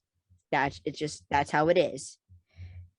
But at least make the effort to clean up after your child. Yeah, even if it's just to like ask for like a damp napkin or something to pick up. Yeah, or after you because I'm did. sure if you just ask a server nicely, they'll get a broom and dustpan, and they'll even probably freaking like they'll do it, no complaints. But don't like leave and then we have to freaking discover that you got freaking food all over the floor, and then we have to clean your it up before aftermath. we can seat somebody there. Yeah, I had to wipe down the freaking tables and stuff, and I was wiping like chunks of like fries off thing onto the floor. Like, it bubbling, and it pissed me off. Sugar, freaking sugar. Because at our restaurant we have sugar and like salt. Oh my god, it's so freaking annoying to clean up sugar and salt off the table because the towels are usually wet that we use to wipe the table, or they will become wet. So then it just kind of spreads around. It doesn't actually get cleaned off. So it takes twice as long to make sure like all it gets off. Yeah, so and please then, don't like, make a mess of your table or booth like, at a restaurant, okay? The service people do not want to deal with that. Yeah, and if you do just get or something from us, and we'll gladly get it for you. Yeah, if you ask nicely and it's a legit accident, like, yeah, we will help get it cleaned up. All right, before I go on all day about this, because trust me, we can both go on about this. All right, let's continue. So Nate goes back over and tells Dufort that he has dip on his jacket. And as Sophie and Nate are both distracted him, Sophie grabs the wallet, uses her teeth to pull out the card while Nate's distracting him. And then Sophie calls over Elliot and she sticks the card underneath the tray and holds it in place, which this was actually choreographed by Apollo Robbins and done in one shot. I love that. And I kind of caught that, like, the way that she put it underneath the tray. Mm-hmm. Which I'm going to have to, like, I might, on like a slow day. Yeah, no. When that happened, she put it under just right to where he had his hand, and his fingertips touched it, and he slid his fingers over to hold on to it. Yeah. I saw that subtle, like, shift. I'm like, yeah, she put the...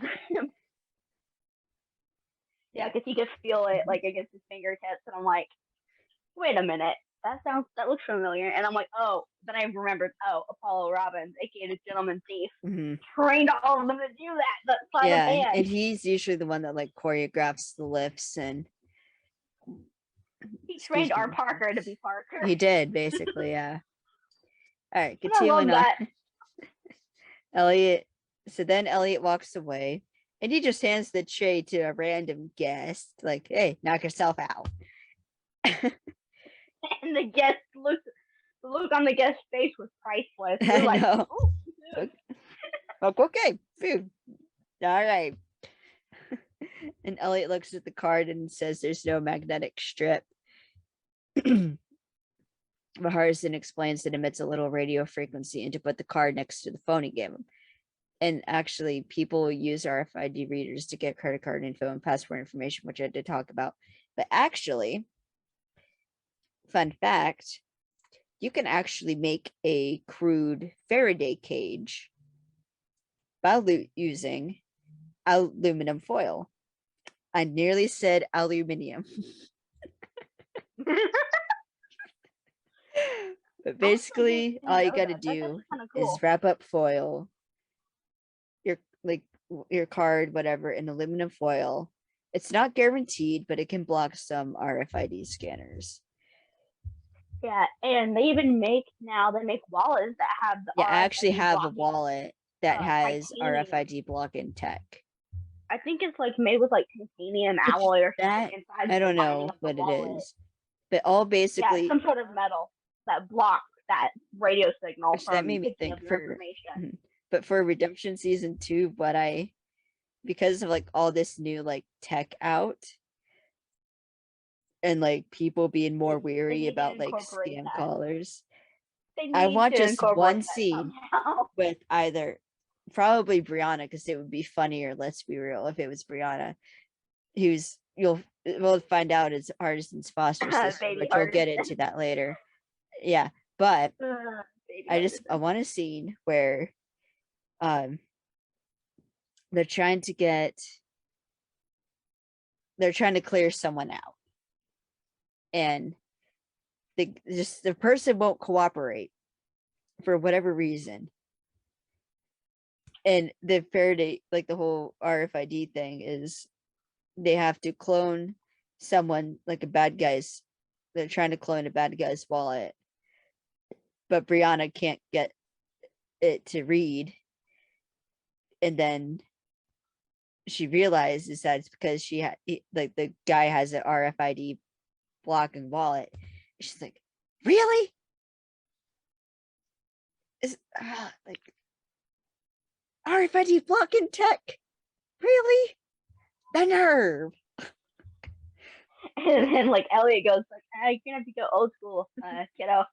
And she just looks at him like, really?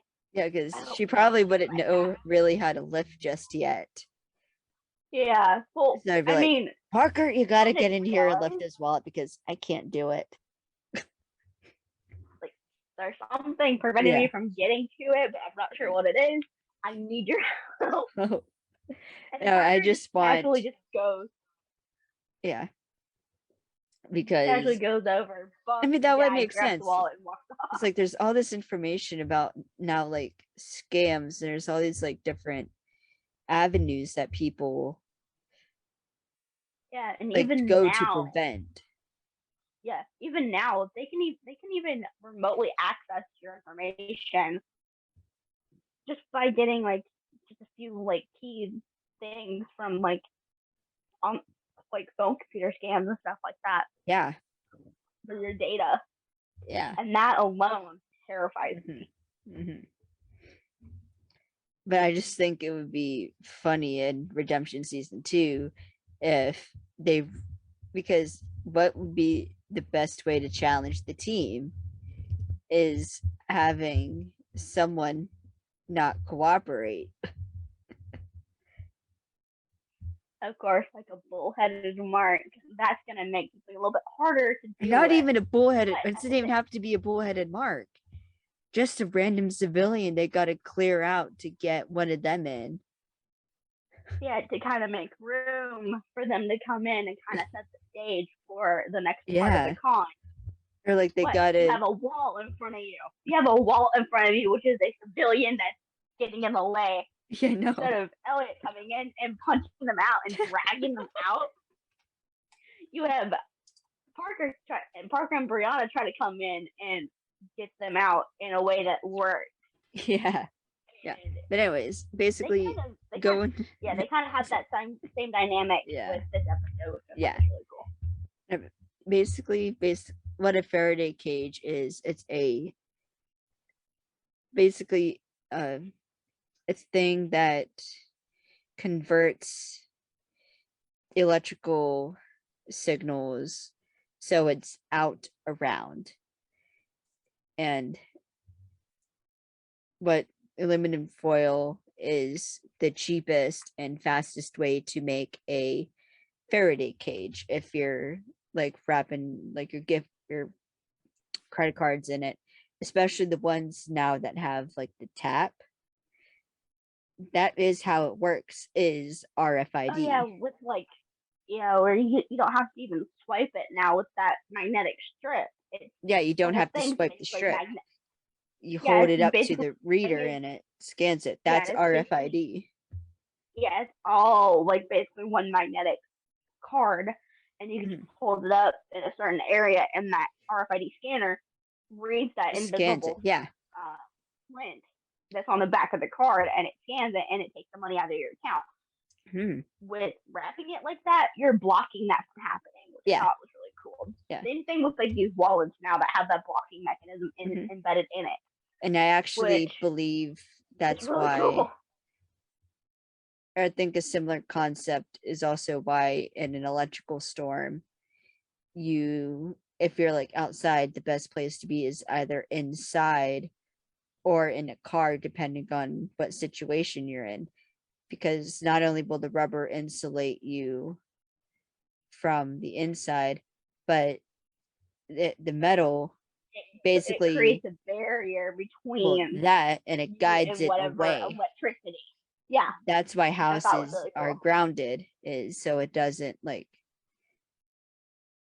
it grounds the lightning so it doesn't burn the house or whatever. Or blows the whatever. So yeah. And that Fun same fact. electrical technology, the electrical technology in that is kind of what RFID scanner chips and stuff like that for your badge and stuff. And I learned the aluminum foil trick really from MacGyver. So, and also they actually used it in a later episode, the aluminum foil trick. Oh, I forgot about that. Yeah. All right, back to the episode. So Hardison then he's able to Elliot puts the phone up to, or the card up to the phone, and they're able to clone it, and then Hardison's able to send it to the power supply and unlocks it. So Hardison reports he's in the computer, and then 8 asks Parker what the status of the voice lock is. Parker says she's been sampling deformed speech, but she still needs the sounds pa, ta, u, e, o, ka, a, f. And it's only those. Elliot. I love how he just just those? Elliot. Deal with this. Yep. And he just is you're being summoned again. And the look of annoyance on Nate's face was priceless. By the way, with that little interaction, I'm more of those. Only those. Elliot. He's not again. Yeah. And then Elliot says he's on it. He's holding 2 trays. He walks up to Sophie and DeFord. Elliot offers him an appetizer. DeFord asks what he got. Elliot says, I'm going to actually try to pronounce this, and I apologize if I say this wrong, because I'm pretty sure this is French, and I do not speak French. Pâté d'escargot avec beurre d'Argentine. You actually did pretty good, and that actually is French. What? Yeah. And I want to know, and escargot, that is snail. I was going to say escargot sounds like snail. I heard it associated with snail. Yeah, it is. And I want to know, how many tries did it take for Christian to say that? I need to know. Boy can cook. He probably knows how to freaking say it. True. But even with that, coming up and you're holding a tray, trying to do 2 different things at once, standing and holding the tray just right, and having to talk to somebody while holding that and not spill it, you are doing too many things at once, so your mind might not pronounce it the way that it needs to. I'm hoping that he flubbed it at least once. Yep. Or this whole sequence. That is funny. I want him to flub it at least once. But this entire sequence is funny because then Elliot's an old greasy duck. DeFord's I'll have the first one. Elliot gets him to say, pâté d'escargot avec beurre d'Argentine. And with Sophie's help, Parker says she still needs F, and K.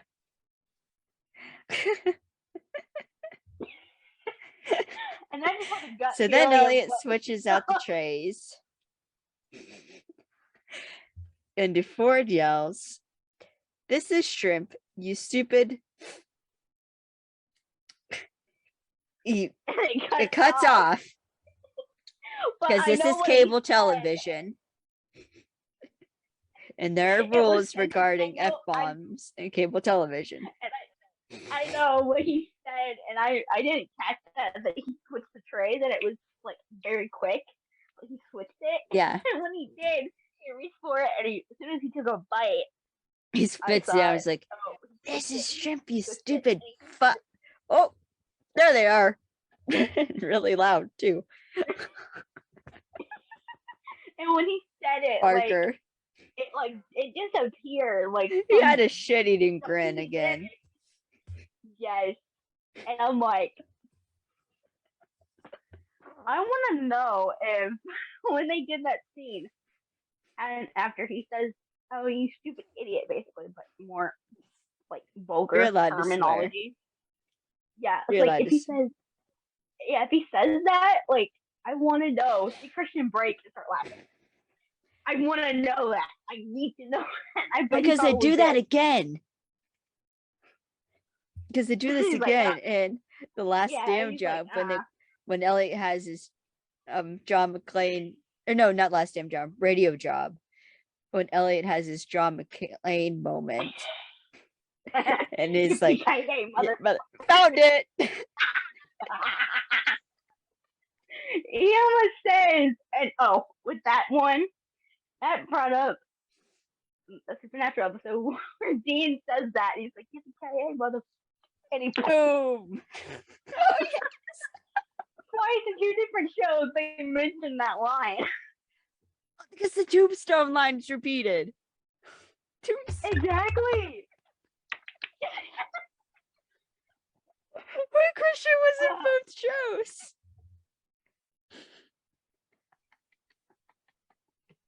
I love that. And I forgot about the tombstone thing. I forgot about that.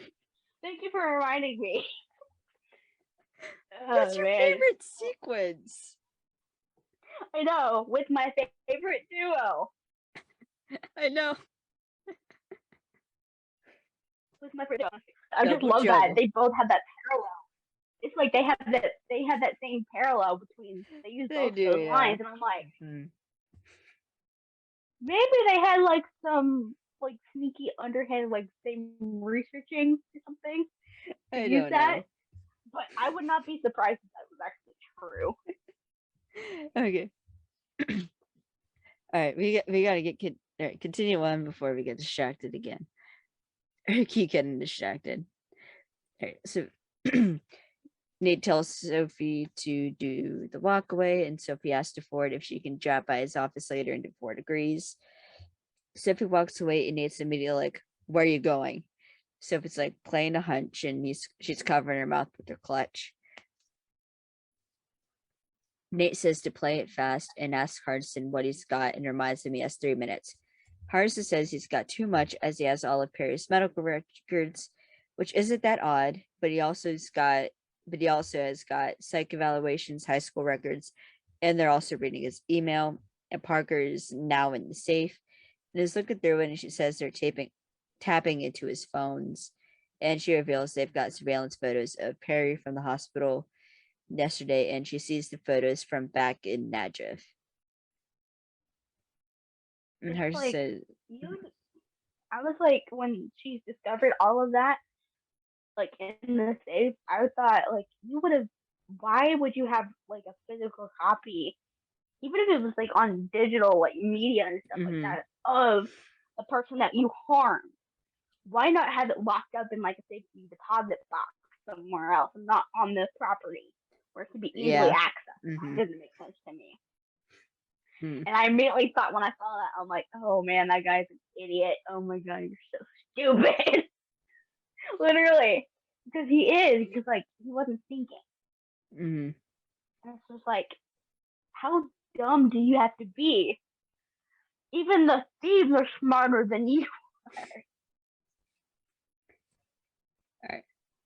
So Hardison then says, like, why spend so much money watching our guy? I mean, investigations of the shooting were done months ago. Nate then flashes back to the clip, specifically the segment where Perry's filming the trucks. and says it's not about the shooting, then repeats the cover up has nothing to do with the shooting and reveals it's about the trucks. Sophie then approaches Jenkins for support on the next appropriations bill, and Jenkins tells her they've already earmarked the no bid contracts for Castleman and they deserve it. Sophie then brings up the shooting, and Jenkins looks at her eyes, but he stumbles a bit, saying, I don't follow that sort of news. He just reviews the contracts. I kind of want to know when Nate flashes back to the trucks of the video, like in the video, I want to know what the hell was on that truck and like what was inside actually, like legit. But we never actually truly find out until a little bit later. Yeah, we do find out a bit later what it is that was on the trucks. So then Nate walks over, telling Parker and Hardison to bug out and go to the office. Him, Sophie, and Elliot are going to go to the hospital, and they go to hospital as they're starting to walk out the building, or as they're starting to walk out the party. Hardison asks if they need to talk to Perry again, and Nate says the shooting wasn't an accident and Perry isn't a victim. He's a witness, and asks if Castleman is the kind of company that would keep a witness alive. And Elliot takes off the bow tie as they leave. We then see Nate and Sophie leave. And I kind of frowned when he took off the bow tie. I was like, no. Well, I mean, it makes sense. I mean, he can't have anything tight around his neck when he's about to get in a fight, which is what he's assuming. And spoiler alert does. Oh no, and it was really, really awesome. But they went from thinking that, oh, Perry was just an innocent bystander and it was just it was an accident. Mm-hmm. So that's what they saw from the video in the first time. But with this new little tidbit of information from Castleman, they kind of figure, oh, it was freaking set up from the beginning. Mm-hmm. And something went wrong. And Elliot was the first one to kind of figure it out a little bit more. It's like, oh, wait a minute, that doesn't sound right. And so he storms off. Yeah. And then when he takes the bow tie off, I was like, oh, he like undoes it, but it's still around his neck. And then he like rolled up his sleeves. I thought that was kind of cute. So we're back at the rehab center, and we see Nate and Sophie leave a room. Or leave one of the rooms, and Nate says they're not in his damn room. And Elliot picks up a doctor's coat from a poor sleeping doctor. He better have returned that. But he probably didn't. But that poor doctor stole it. Looks like passed out in his chair or something, I think it was. He's right? sleeping. He's been working hard. He's like sleeping. Yeah, he's passed out asleep, and you steal from him. Shame on you, Elliot. Yeah, shame on you, Elliot. You're a bad man, but you're also awesome at the same time. Yeah. And Elliot's checking all the corridors that are connected to the exterior doors. We then see Perry is on the parallel bars in a therapy room to practice walking. And Perry thinks it's the rogue and apologizes, saying he knows it's closed, but then realizes it's Nate. Nate tells him they have to get him out of there, and Nate and Sophie both help him to his chair as Nate tells him. This Perry's like, why? Like, what's going on? And Nate just says Castleman. So, and poor Perry's face, you could see the change when he said that last name, Castleman. He's like, but also, oh, he's like, no. And his his face drained of color. Now, my mom is a physical therapist assistant, and she used to work at a nursing home where I spent a lot of my childhood. So she kind of taught me, and I would observe her transferring people. So how to get now, the bars should have been on, or not the bars, the wheelchair should have been in front of the bars. And though Nate and Sophie wrapping their arms under him was a good idea. And I guess it was kind of okay to have the wheelchair off to the side. But I think theoretically it should still have been in the front and facing. So like Perry pulled up and pulled himself off and like turned himself to get back. So they should have had him like turn around, go back into the chair probably, and help him in, and then pull him out and go. But I guess it would make sense. that They're in a rush. Nate pulled the chair yeah. up to the side, and they just Yeah, what I noticed about that scene, because when you're in physical therapy, they line you up. to the bars. Yeah. Yeah, like the chair isn't off to the side, it's like right in front of the bars. But I noticed that it was kind of turned, so maybe Yeah. he wheeled in there by himself and kind of got up by himself. Yeah, I could see him doing that. That would make sense, but technically that is part of like the therapy, is how to like transfer yourself. Is the main thing, is to like teach them how to be independent. So it's a lot like, okay, how do you teach? And it's also teaching about like if there's someone else in the house, teaching them how to transfer, or teaching the patient itself how to, or teaching the patient themselves how to transfer. So there's just an interesting detail I picked up on, because I basically grew up in a nursing home and would sometimes like help my mom motivate patients to do their therapy. So yeah. All right, continuing on, because that's not all right, continuing on. So, and Perry gets his flirt on a bit is with Sophie as they introduce themselves. And Sophie wants Perry to watch his hands. Perry's like, I'm in a wheelchair, I'm not blind. Sophie gets the legs out and they get him seated, and Nate wheels him out. Elliot's walking the halls. He's wearing the doctor's coat now. He walks past two guys and he tells Nate he's clear, but he gets stopped by Dr. LaRoque asking if he worked on the floor they're on. Elliot kind of fails to pass until he notices that Dr. LaRoque is wearing Crocs. And the two guys he just passed are wearing boots. Yeah, he's like, wait a minute, that does not make sense. Like, he could see it, the gears turning in his head. And you can slightly see the, oh shit, and he takes off. Yep, and he turns around and bolts. Which I thought was funny.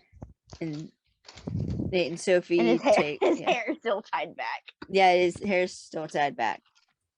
Nate and Sophie lead Perry to an elevator, but then the goons spot Nate, but so does Elliot. And there's Elliot coming from the back.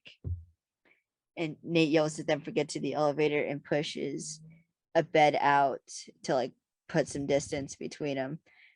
Elliot then tackles the big guy into the wall, and then the other one over the bed.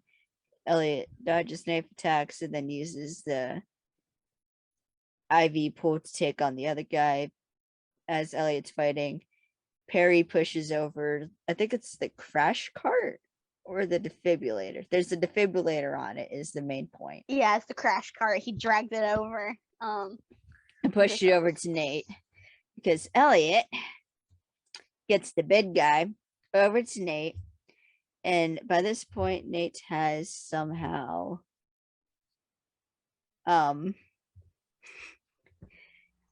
charged up the defibrillator pads and shocks the poor guy. Although he kind of deserved it. Fair enough. Elliot's impressed as Nate gets Perry and Sophie in the elevator. Elliot grabs a bag real quick and gets in the other elevator. Hair now in a mess. Something His about hair never stays neat, which is hilarious. No, it doesn't. So we get back to HQ and Elliot dumps the bag on the table and there's a note. Of A course, lot of his hair's cash. gonna get messy. Yes, this is where it gets a bit messy. He dumps the bag on the table. There's a note. There's a lot of cash. And there's a gun. And I believe it's cigarettes. But the main thing is the gun, that's important, and the note. Because Elliot, proper gun safety, you got to make sure the gun's clear. Saying he's got all the stuff off one of the Castleman hitters. Yeah, and it's like, and I even have that written down. He says that in quotation mark. He's like, those were hitters. He recognized that. Yeah. And then I wrote down, he disarmed the handgun quickly. Like, he picked it up and he saw that it was loaded. He dropped the clip. He pushed the button to drop the clip, and he disarmed it. I'm like, back to get the bullet out of the chamber. Yeah, he did it so fast. I'm like, yeah, that was impressive. But I'm also thinking, how many times did that take Christian to do that before he got it right? He's from freaking Texas, Oklahoma. Of course, but I mean, it takes a little bit for each gun. It's a little bit different on how you can disarm it. Yeah, that's fair, because each gun's built different. Yeah. Hardison gets on his phone as Elliot's looking at the cigarettes, but Sophie reads off the note and she realizes that it's a suicide note.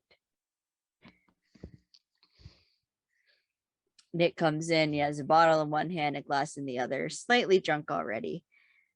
Hardison tells them that the gun is registered to Perry and the bill of sale belongs to a gun shop a mile from his house. And Nate, he's slightly slurring his words a bit, which is how you know he's drunk. And he tells them he's got Perry squared away in the safe house.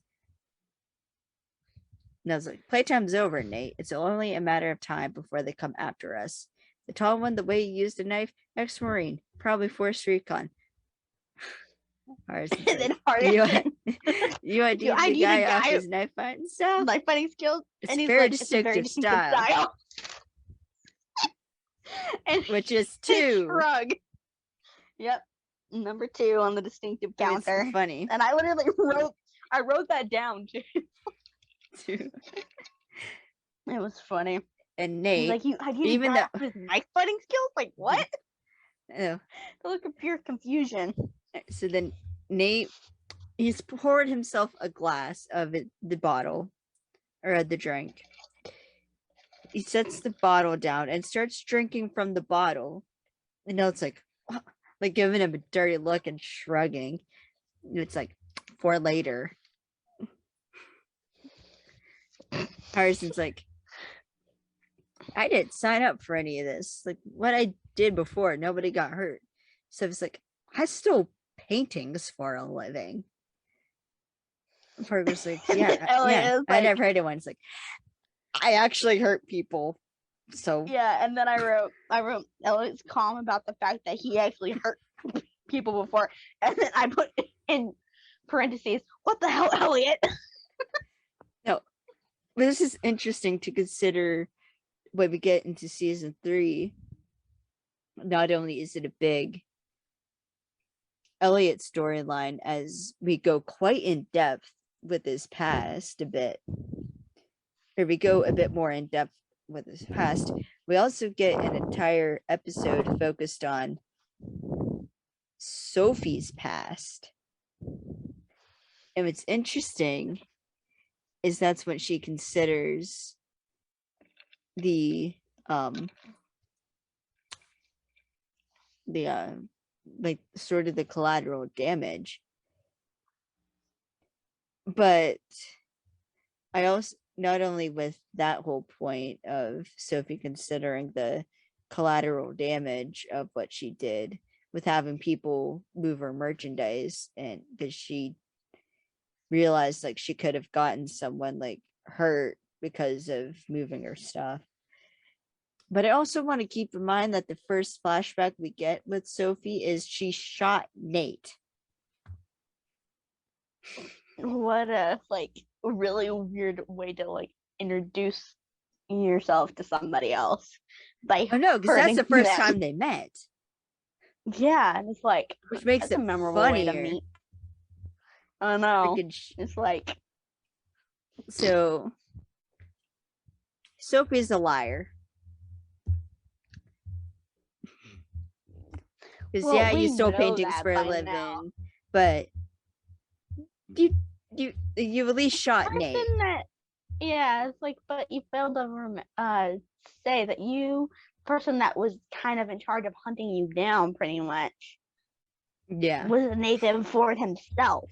Yeah. You failed to mention that little tidbit. Yeah. Yeah, but it is kind of funny though when Elliot's like, I actually hurt people, so which is the daily reminder that Elliot's killed and hurt people. So I mean, he was a soldier. He was, yeah. He was an army man, I think it was. And then he went to work for freaking Moreau as a hitter. Of course, he's gonna kill people. Yeah, he hit people. He hurt people. It's like that. Of course, but the fact that he was so casual about it. Yeah, it was a lot to process. It was for me. Yeah. And Sophie's like, Nate, if anything had happened to this kid tonight, and Nate's like, you called on me, remember? Like, you begged me to run the crew, agreed to play by my rules. Like, walk out if you have a problem with that. Walk out any day you have a problem with that. And the team kind of like looks at each other for a hot second, like debating. Because like they're all still new to this whole team thing. Yeah, because they were on their own for a while up until this point. Because at this point, they normally would be like, okay, it's getting too hot, I'm out. Yeah, at the same time, they don't know how to react to him going like off, snapping at them. Yeah, mm-hmm. They've had it happen once before, but not to this degree. Mm-hmm. And I think it kind of stirred up a little bit of emotion for him, a little bit. And he's also still kind of grieving at this point. He is, and in he's a way drunk right now.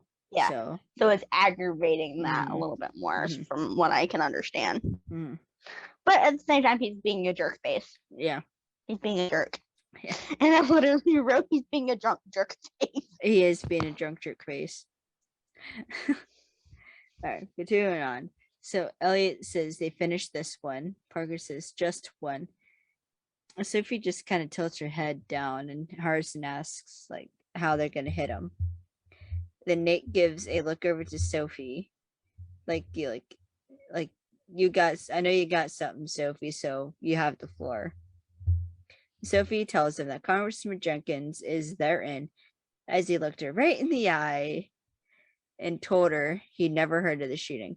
Parker, being the resident asexual like myself, says, like, so? Sophie says that when men are telling the truth, they're not looking at her eyes, and man only looks a woman in the eye when he's lying to her. Yeah, and I wrote that down too, and I'm like, when a man looks a woman in the eye, he's lying, and I'm like, I wish she would know that. But the fact that Parker, poor, like, autistic Parker, doesn't get that, asexual, like, eye contact. Parker, yeah, she doesn't get the whole, that whole, like, thing. With her being asexual and also a little bit autistic at the same time. I even don't get that too with eye contact. It's a little bit different. It's a little bit hard to understand. Yeah, like even at work, like I struggle to like, I can't keep eye contact with someone. Like I'm either looking at the computer, or I'm like looking off to the side, or like I struggle to look him in the eye. But the boys' reaction to this, Elliot, freaking dumbass cowboy, says, well, you can't argue with that. No, but I'm pretty sure he was looking at Sophie's boobs not 1 second earlier. True, he kind of was. He wasn't looking her like towards her face. Like, he was like, Elliot, you were proving her point. Yeah, just like, you just made her point, buddy. And I'm like, can I just head slap you, please? Like, knock it off. Oh my god, sorry. He needs a freaking slap on the back of the head, like a Gibbs slap. Yes. I was After that, I was thinking the same thing. It's like, can Gibbs just come walking in and slap him in the back of the head like, to like hey, tell him to knock it off? yes, I know you wrote a song about the freaking house rules in Rule 7, but that doesn't mean like it goes both ways, okay? Like respect goes both ways. Yeah, it's like It goes both ways, y'all. Just saying. Could no rule.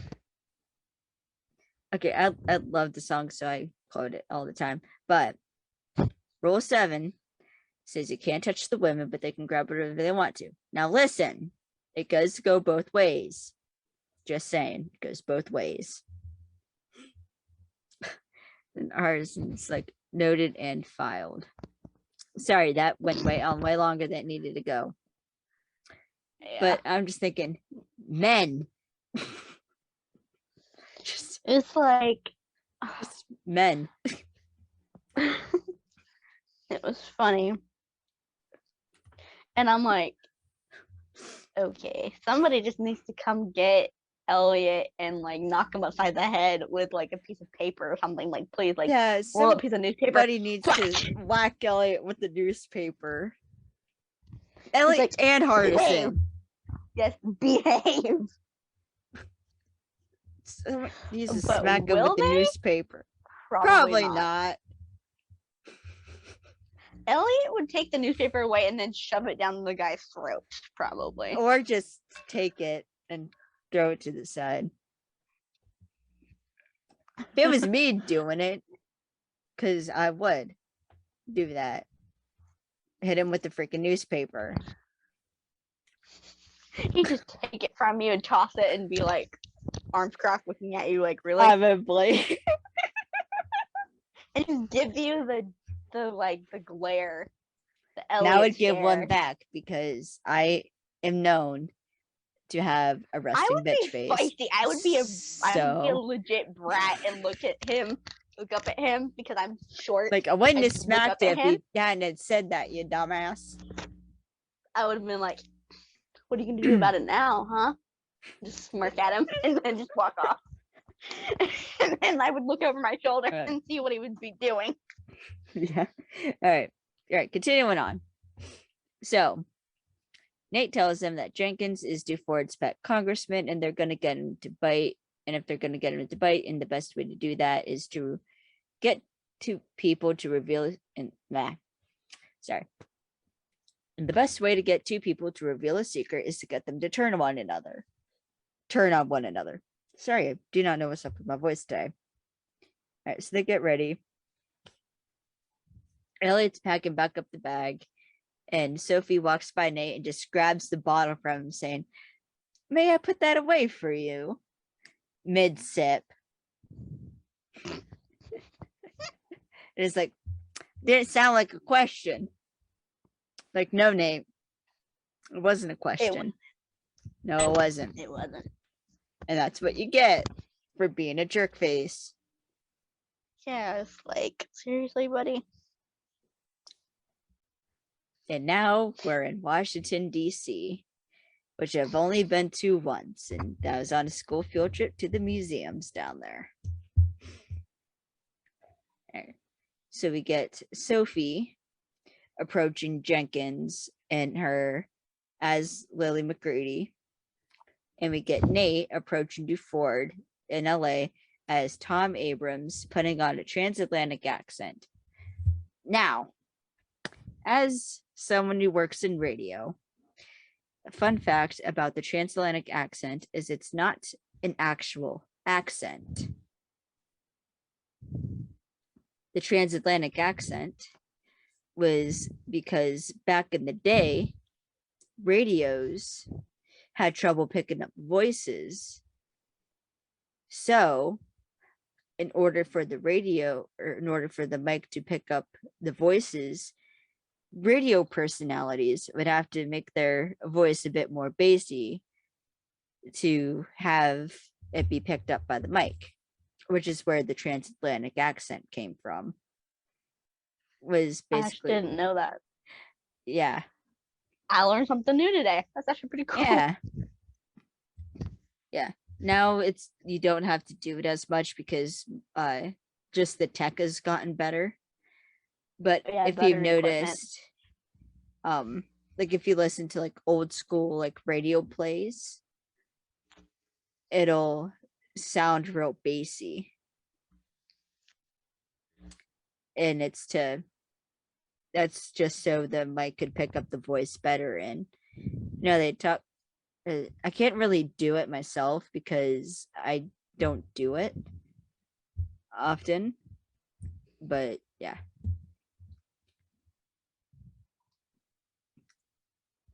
All right, so continuing on. Nate tells DeFord he works for Congressman Calloway upstate, and at the same time, Sophie's convincing Jenkins to give his support to her. And Nate's telling Duford that he wanted to let him know Congressman Calloway was open to discussion now that Jenkins got soft on him. And the basic idea here is that Sophie's convincing Jenkins that Duford is getting pushed out by Castleman, and Nate's convincing Duford that Jenkins is pulling out, basically. And at one point, Sophie tells Jenkins, like, Nate tells Duford that if the Castleman earmarks are on the appropriations bill, then like he's there, like he's still his boy. And Sophie's convincing Jenkins by saying like you should look for the signs, like no more little favors or like stuff like that. So yeah, they're just trying to like get him to turn on each other. They're trying to get into each other's heads a little bit, being like, oh, if you feel like he's like pulling away, he's going to betray you. Yeah, basically is what they're both saying in an underhanded, sneaky way with both approaches. I like how their approaches are different, which I thought was really cool. So we see Hardison meet up with Elliot in the conference room, telling Elliot that Jenkins is careful as he doesn't take direct bribes, but he's renovating his house and he's received $600,000 worth of work for a little over $50,000. And it's like, Castleman owns a contracting company, huh? Hardison. He's like, yeah, pretty much. Yeah, like he's going through 3 shell companies, but the fact that Elliot kind of like he owns he's got like his finger in like a contracting company that he didn't even hesitate. Yeah, he kind of knew. I mean, it's kind of obvious. I mean,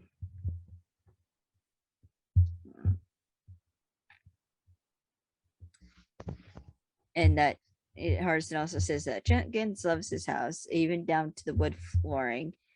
As Hardison checked out his browser history. See, deleting a browser history is never enough. Just saying.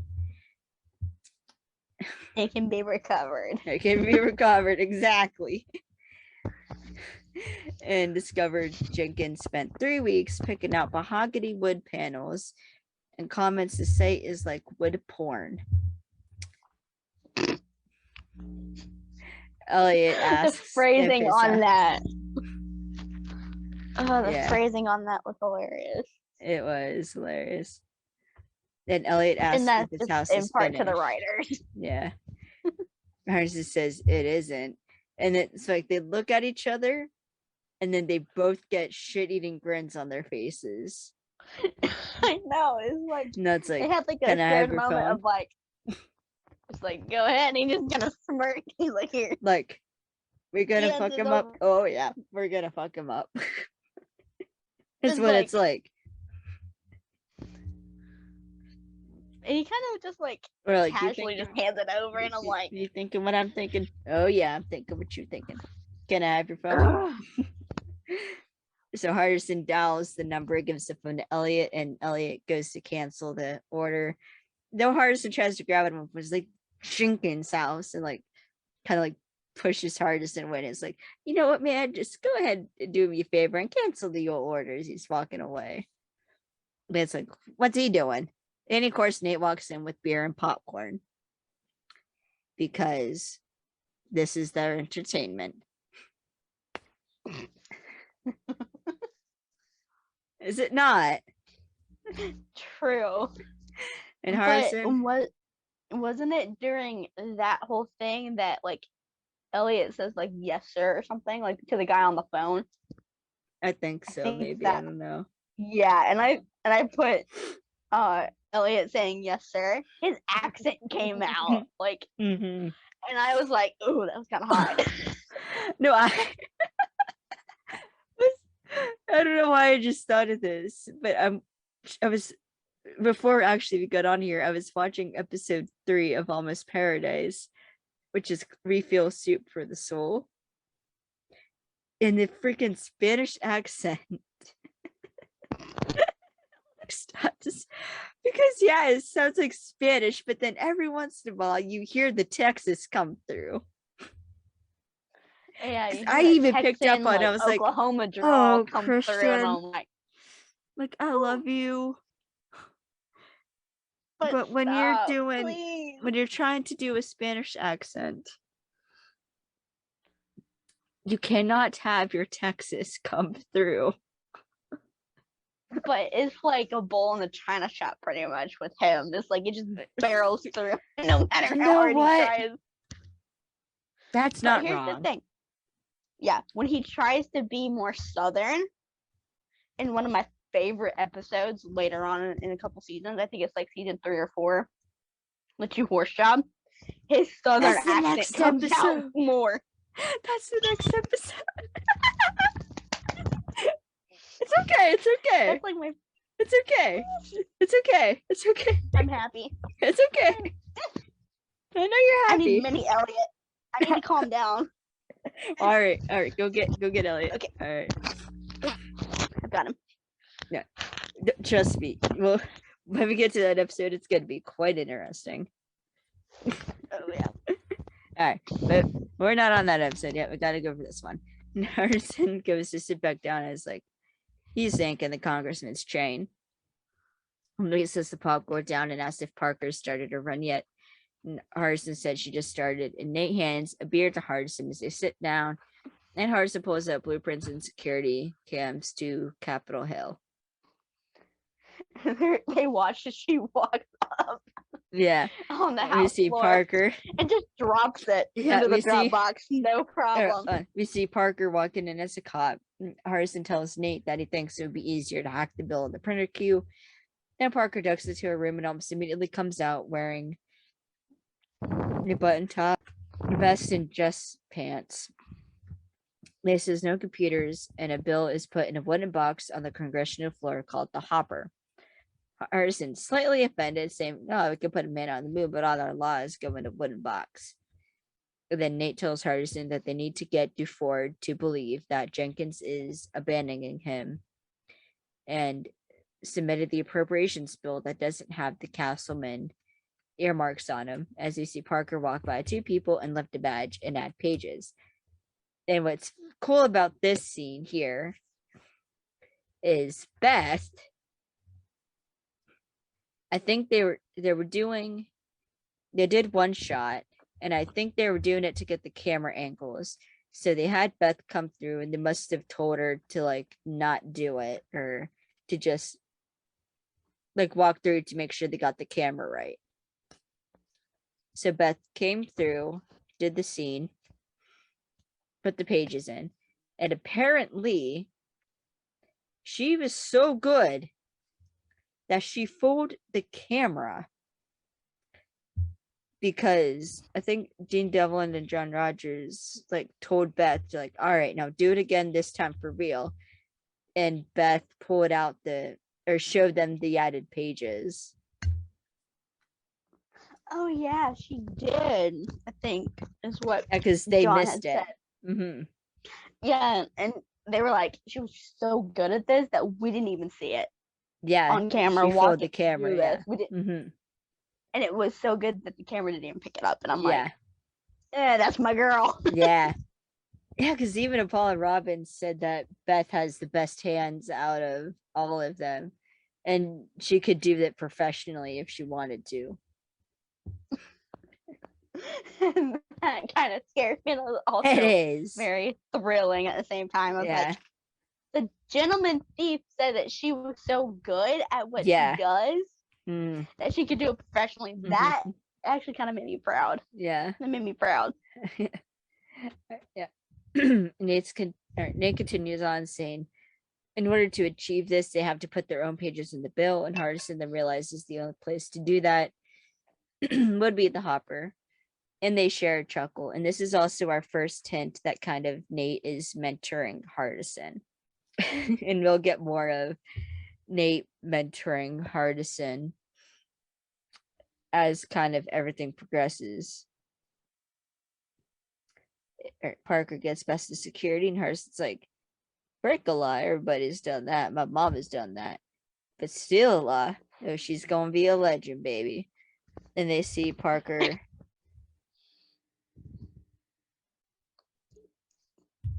Like on like the camera inside of the hall. Sorry, Pretty much I am dropping into being the Dropbox. I'm being too loud because I just got caught out by my mother because she just sent me a text saying she basically heard me giggling. Oh no. And I gotta work tomorrow, so we better keep going.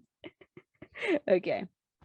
And they see Parker on the security cameras as always. So, but Parker puts the pages in the hopper and says the eagle has landed.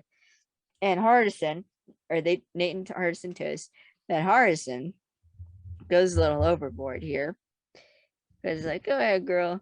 Sexiness. And then like there's like the growl thing, like tone it down, Hardison. It's like, dude, right in front of like It's your kind of sort of dad. You're gonna do that. Yeah, not in front of dad, okay? Because Nate's like, yeah, you might want to use up on that bit. And it's like, I'm just saying. It's like, yeah, Hardison, between you and me, Nate never leaves the room.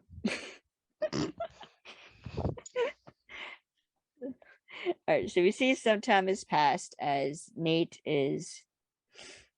in a different outfit. He's wearing a white long sleeve button up. Elliot's sipping something from coffee or tea, like sipping something from a cup. I don't know if it's coffee or tea. But Parker and Sophie enter the conference room. Hardison's beside them. Nate asks how Washington was. And Sophie says, villains, conmen, wolves in sheep's clothing. I felt right at home. I actually, fun fact, when they're drinking something out of like a coffee cup, 9 times out of 10 it's water. But yeah, because and on the gag reel when they're in the conference room, like looking at the screen, and you see Christian pick up the cup, there's an overhead shot over his shoulder. You can see into the cup, and there's just water in it. I don't know. Of course, they might drink water out of a coffee mug. I don't know. I do that all the time. I've done that too. Right, so as like this is happening, they're listening to a phone call between DeFord and Jenkins, and Nate says this is amazing and to like listen to them. Jenkins and Ford are arguing. DeFord saying that it's his contractor's problem, and Jenkins like, oh please, and DeFord says about him pulling the earmarks from the appropriations bill. And Hardison says there's about an hour of this, but oh my god, sorry. And there's a high point, and Jenkins argues that someone messed up and that he cleared customs in Los Angeles and called Manila. And I have written down Manila and in parentheses. Oh my god. Yeah, because Almost Paradise takes place in Cebu.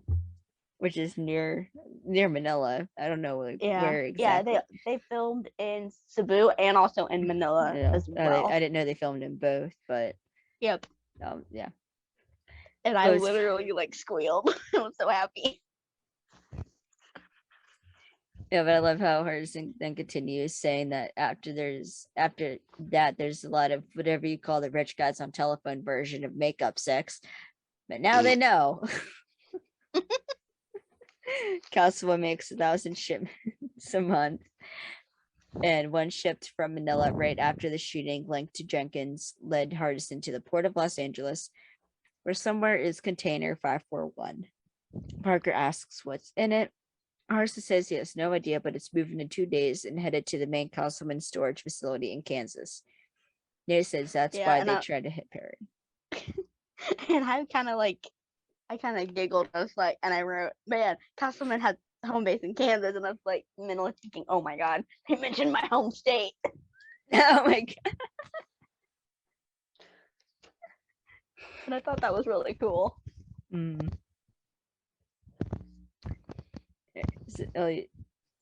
is pretty cool. And so it says they're going to tie up loose ends before they took it away at home base. Sophie asks what you ship in a crate from Iraq. And they says something worth killing for.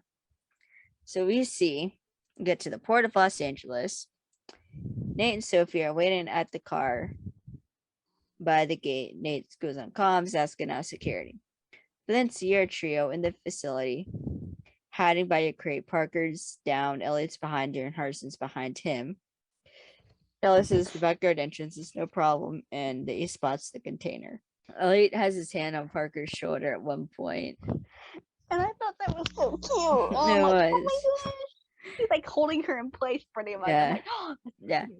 Then he goes to sleep, but Hardison's like, hold on, Rambo. I quote. Yeah, he's like, and I quote, hold up, Rambo. Hold up, Rambo. Grabs him, pulls him back. And Elliot kind of looks over his shoulders like, get your hand off of me. What do you mean? Wait. Hardison's on his phone saying there's no lasers, no motion detectors, no vibrations. That says whoops. It's like, what whoops? It's like, there's a security camera. Like a webcam. And he's picking up his and podcast. Then Elliot looks up. Parker spots this. Elliot goes behind the crate. Hardison gets down beside Parker. And he's trying to do it the complicated way. And Elliot, freaking cowboy, and whips it. And we get a peek of the tummy. Yes, the tum. Yep, and I put Elliot takes out a security cam with a damn rock. And I love her. It's like, or that. And ours, like Elliot, I think he like taps Parker on the shoulder, or he like claps and like gets him and Parker start running. Hardison is just walking behind, like, I'm sorry it was too far away for you to punch. I'm sure that really frustrates you. And that was funny. So then we see the big guy from earlier and get confirmation that the perimeter is secure, and they go to leave basically. Parker's and then I mentioned and then I like mentioned like when they say, oh, it's secure, I noticed that the security guys, when they came in, they got their phones out, and I noted that it was flip phones, not regular like just spider phones, but legit flip phones. I'm like, seriously? Oh yeah, they were all flip phones. Motorola flip phones at that. Mm-hmm. And then like a little bit later, like just a couple shots later, they're up on top of the carrier as the security guys come walking by. And you notice what they're laying on? The stunt mat. Oh, they are laying on a stunt mat. Yeah, and I have that written down. I thought it looked like a tarp. Nope, it's a stunt mat. And I was like, they escaped to on top of a cargo container with a stunt mat. And I'm like, that's funny. That's probably the only way they were allowed to lay on the containers, if there's a stunt mat. Well, probably because it's like the sun's shining down, so of course they Probably. needed a barrier between them and the hot metal, probably. Probably, yeah. It's what it Right. was. So Parker picks the lock and Hardison asks what they think is in there. Back it up a tad. Parker gets its artifacts from Bad Dad museums, maybe some from the Saddam palaces, which makes sense. Parker's a thief. Of course she'd think it's artifacts. Elliot guesses it's weapons because there's a lot of back alley arms dealing in a war zone, which his accent really pops out during that too. And I thought that was cute as well. Lot And of I'm like, back alley. "Aw." Then Parker gets the lock off. It's cool. She gets the lock off. She steps back. Boys go in. Open the crate. There are just freaking pallets of cash. Just And straight up cash. Parker's It's not hidden. reaction, Just she just does a quick like slowly 180, walks turns up, around, looks at them, hugs and like it. goes, yeah, and looks back it. and has a big old smile. She has like a psychotic smile on her face. She I has a think psychotic smile on her face, and I want to know what they like. described it in the audio commentary. They described it as if like Parker almost had like a sexual relationship with Cash. That's how they said it in the audio commentary. Oh my god! And I want to know, like, after they did that scene, I want to know if there was a blooper of that, of just Christian breaking character and like being on the falling to the ground laughing, because that would have made it even funnier. Yeah, I don't know, but this There is probably is somewhere, because No, it's Beth. It's Bethy Yeah. we're talking about here. It is Bethy. All right, so this is when two goons come together, and the big guy yells at them for being away from the container. The goon says something's wrong with the webcam. They run to it. They find it clear. A main guy orders them to fix the webcam as he wants it working in the hour. And our OT3 are hiding by laying on top of the container. So we go back to HQ. Parker is now sitting at the table, bundles of cash in front of her. Sophie picks up a bundle and says that's worth killing for. Because general rules of crime, it's either money, jealousy, sex, or revenge. Or a That's combination usually of all four. Fair enough. And Hardison then comes in and says basically that the money is real. And Sophie's like, there's a whole container of it from Iraq of all places. It's got to be counterfeit. But then Parker starts rubbing the cash on her face, saying it feels real. Yeah, and we actually come to find out that it actually was legit. Yeah, because it is of legit. Nate. Yeah. And who supplied it? What company? IYS did, actually. Well, wait, Yeah. hang on. We're getting a bit ahead of ourselves here.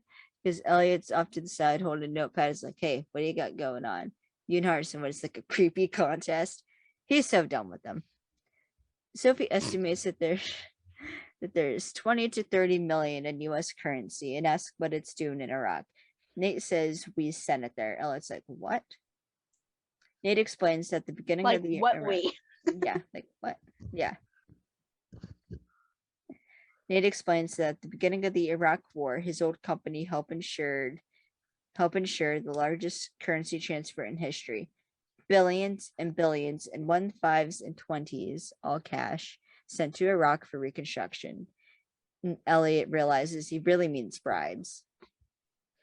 Yeah, and then I put like money laundering at its finest, which is Yeah, technically what that is. Because Yeah. they could take that, the Iraqis could take that money and transfer it into their own Yeah. hands and use it for illegal purposes. Yeah. And that's what they were doing.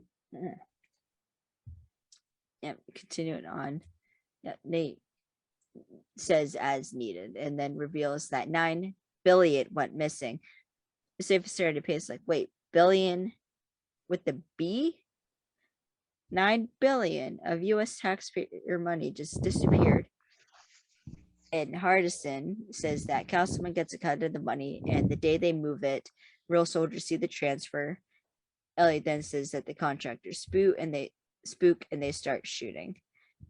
Parker's like, but Perry didn't see anything. Nate says they don't know that. And Hardison's like, Castleman's $1 billion company. Why would they even care about this cash? And Nate says, because it's cash. Sorry, because it's cash. Nate says that money is money, and that's one thing, but cash is a whole other thing. And then for all the money in the economy, there's about he's like $500 in cash for every American.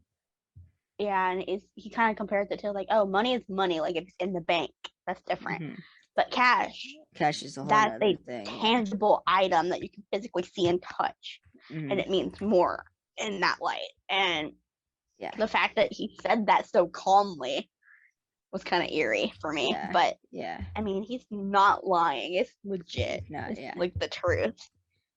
And so I mean, and it's like, yeah, in this way that they were giving billions of dollars to the Iraqis, and somehow it got into the wrong hands from that, because the Iraqis were getting stolen from, because kind of like that. And it's like, that's money laundering. Because his company supplied money illegally without knowledge of the government really truly finding out how much they were sending over there. Yeah. And that's money laundering at its finest. Mm-hmm. Yeah, because so they could go to jail. They could go to jail. Legally, they could go to jail. Yeah, because Sophie's says it's untraceable small bills, which is perfect for slush funds or home improvements for U.S. congressmen. I love how she's so calm about that. Yeah. And Hardison also adds for small-time donors for re-elections. And there's no electronic trail because it's cash. Nate says that Nate reveals that it is indeed money laundering. And Sophie asks how so. And we get a nice visual that Nate draws on the tablet. And he explains that Councilman uses the illegal cash to re-elect Jenkins. Jenkins gets him no bid contracts for government jobs, and the government pays for his services with legal money, and that's the cycle. And so basically, as Hardison points out, they turned the entire U.S. government into a money laundering scam. Yep, and the sad thing is that's actually like legit, like happening right now too. In certain areas. Yeah. And Sophie says, "I never thought I'd say this, but that's just way too much money to steal." And it's like, but you're not gonna steal it. Like, don't you remember? You're the good guys now. You're gonna give it back. So and then Parker looks like the look on all their faces for like, but you telling me we ain't even gonna be able to keep a couple bundles? Like, yeah, Parker looked hurt. Parker looked hurt when he said that, and I was like, "Oh, I'm sure somehow they managed to get a few bundles. I mean, come on. Yeah, because it's a few, like 9 billion roughly in cash.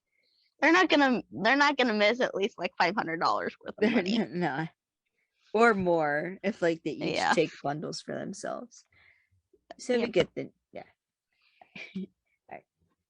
we get a nice sunset over the port of Los Angeles, and the goons start making their rounds. Then at one end of the port, Nate and Sophie are playing a married couple on vacation. Nate's trying to find the car, getting the goons' attention, and Sophie's arguing that they should have taken the shuttle. And they're both wearing like bright colors, like Nate's wearing a coral shirt and white pants, and Sophie has like like coral pants and like an orange shirt or something. And the goons come running over as Nate's yelling he paid them for food poisoning. They weren't getting another cent. And we see Parker sneak in. So I was like, I have to hear this again. I love it when they play bickering married couple. It was hilarious. It's so hilarious. Nate's then calling the goons over, asking where the Pacific Cruise parking lot is. The goons tell them they have to leave, and it's like, well, I'm trying to, jackass. Just tell me where my car is. So it's like, yeah, that's right. Start a fight, why don't you? And Nate just freaking turns and screams at her.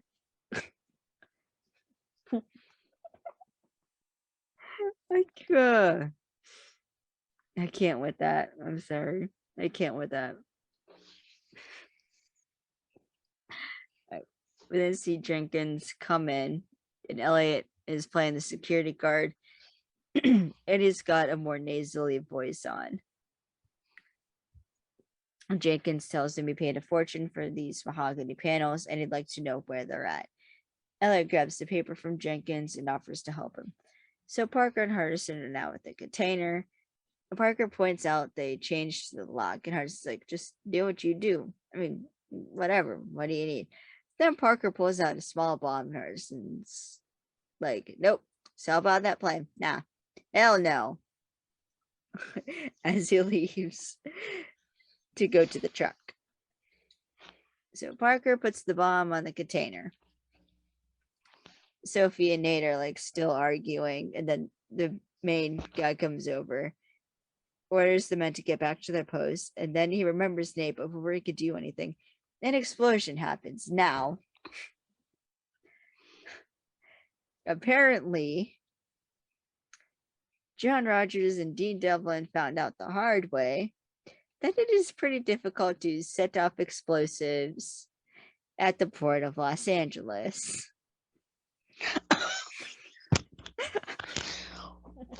What happened? So they set off the explosion, and I'm pretty sure they basically had to like hightail it out of there before they got in trouble. I'm pretty sure was how they said it. That's funny. And that's not the only time they have had problems with explosions. Yeah. Alright, so explosion, Chuck leaves. Nate and Sophie go to like the other side, but when the truck passes them, they aren't there.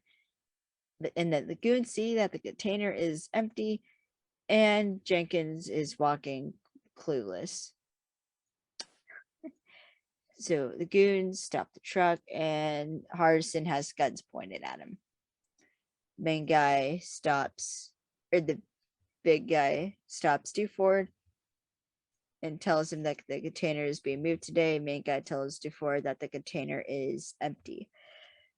Then we see the main guy approach Hardison, telling him to get out, and that Hardison gets out. He asks where he thinks he's going. Hardison says he's just transport. Main guy tells Hardison to open the truck. Meanwhile, Jenkins is examining the burnt container, and DeFord comes over, like grabs his shirt and is like, what did you did? Like, what did you do?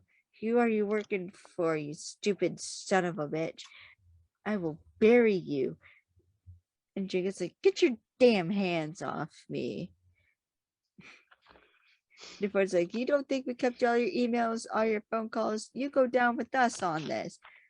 And Jenkins like, what is this? DeFord's like, this is the container. And Jenkins is like, the container? The container with the Iraqi money? Like Scooby-Doo villain level. And what happened? Somebody's filming them with them, like. Yeah. Hold on. We're almost to that part. Oh man. And so we go back to Hardison and the main guy. And the main guy orders Hardison to open the truck, and Hardison's like, I see what this is. This is racial. This is about my ethnicity, ain't it? Is it because I'm Jewish?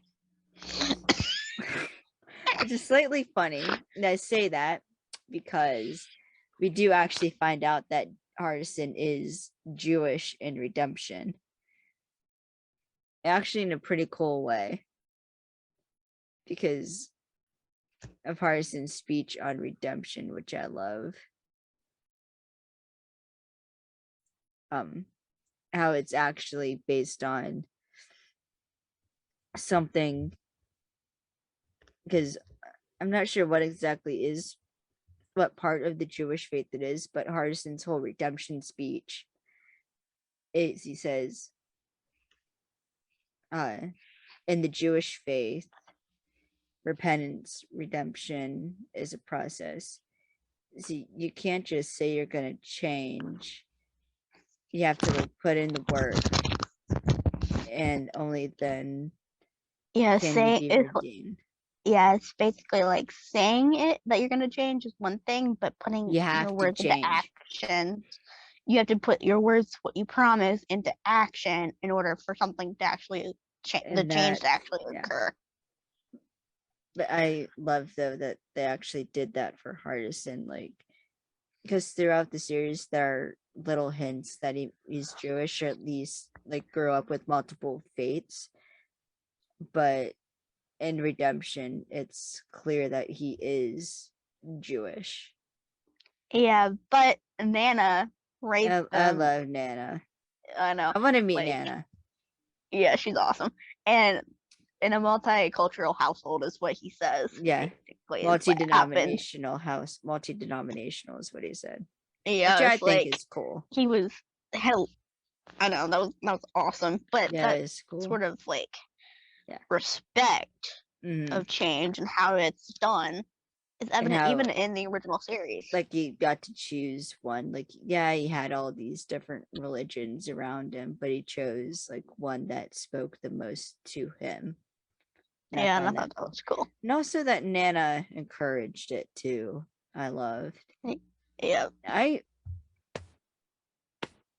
John Rodgers, Dean Devlin, if you're hearing this, I kind of hope you aren't. But if you are, we want Nana in season 2 of Redemption. Okay, I want a scene between Hardison, Brianna, and Nana where she scolds them both. Yes, that would be hilarious. And then scolds Elliot for smirking at him as she's scolding him. Would that not be funny? Yes, and Elliot's reaction is immediately to go, "Yes, ma'am. I'm sorry." Yes, ma'am. Sorry, ma'am.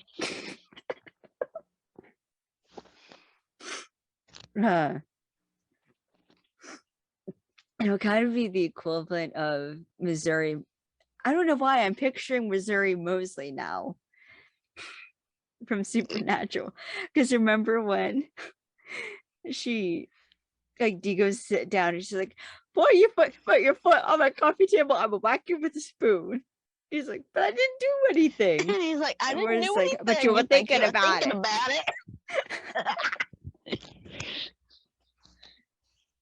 I don't know why. Now I just picture, if they could get that actress to play Nana, that would be amazing. That would be awesome. Okay. All right, we're getting sidetracked again. All right, continuing on. So DeFord, once again, we go back to DeFord arguing with Jenkins, saying he's supposed to believe that he just happened to be there with it when a couple $100 in cash goes missing.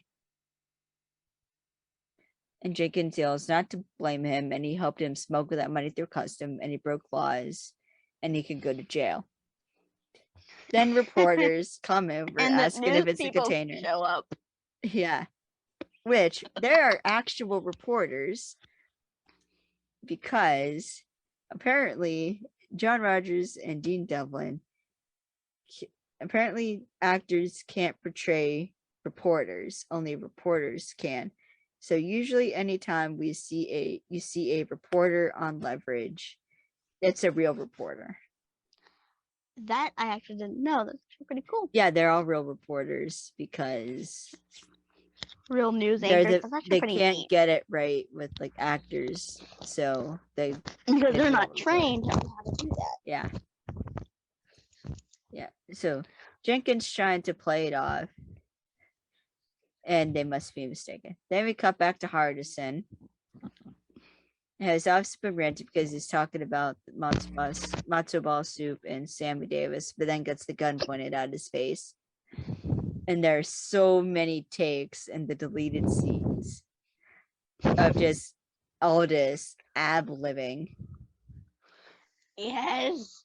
And most of them also- cause the goon to crack up, so they obviously couldn't use it.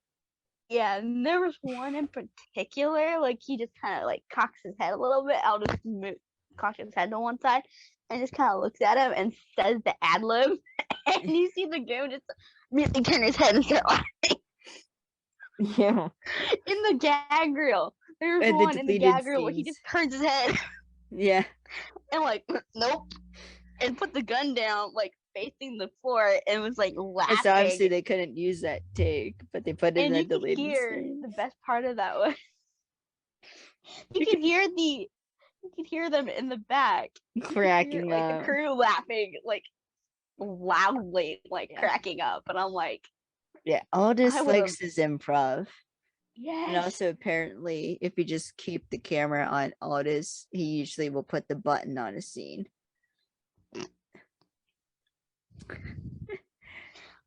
I love it when he like completely ad libs something and it makes it 100 times funnier.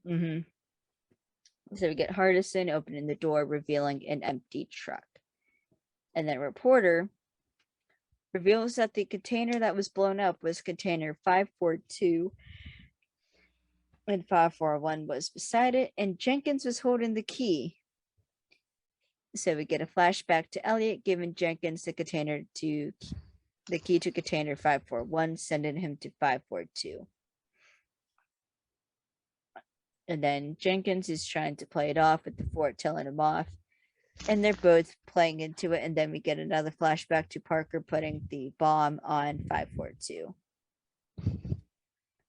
I love that little subtle like switch that they did. Yeah.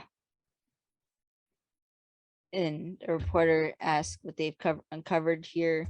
Jenkins plays it off as he's uncovered corruption, and DeFord uncovered a massive theft ring of U.S. currency, and DeFord also plays into it, saying their intel revealed that the container left Iraq last month and needed high-level help unraveling this conspiracy. So he called upon the most honest person he knew. Ironic, I know. Jenkins is like, I'm not going to stand by and let this sort of war profiteering continue. But then all their phones go off, and it's the confession because the webcam, they recorded it. And Jenkins is just instead of crap. Because Hardison he remotely turned it back on, so it was recording the confrontation, which I thought was confession. Genius. It was genius. And then the news people show up. I know. And I love the reporter. It's just she gets on the phone with her, like probably her boss is like, we're gonna lead with crap. And I like the little smirk that she does. She kind of like kind of proud of herself, and I'm like, okay, well, I got him. That's awesome.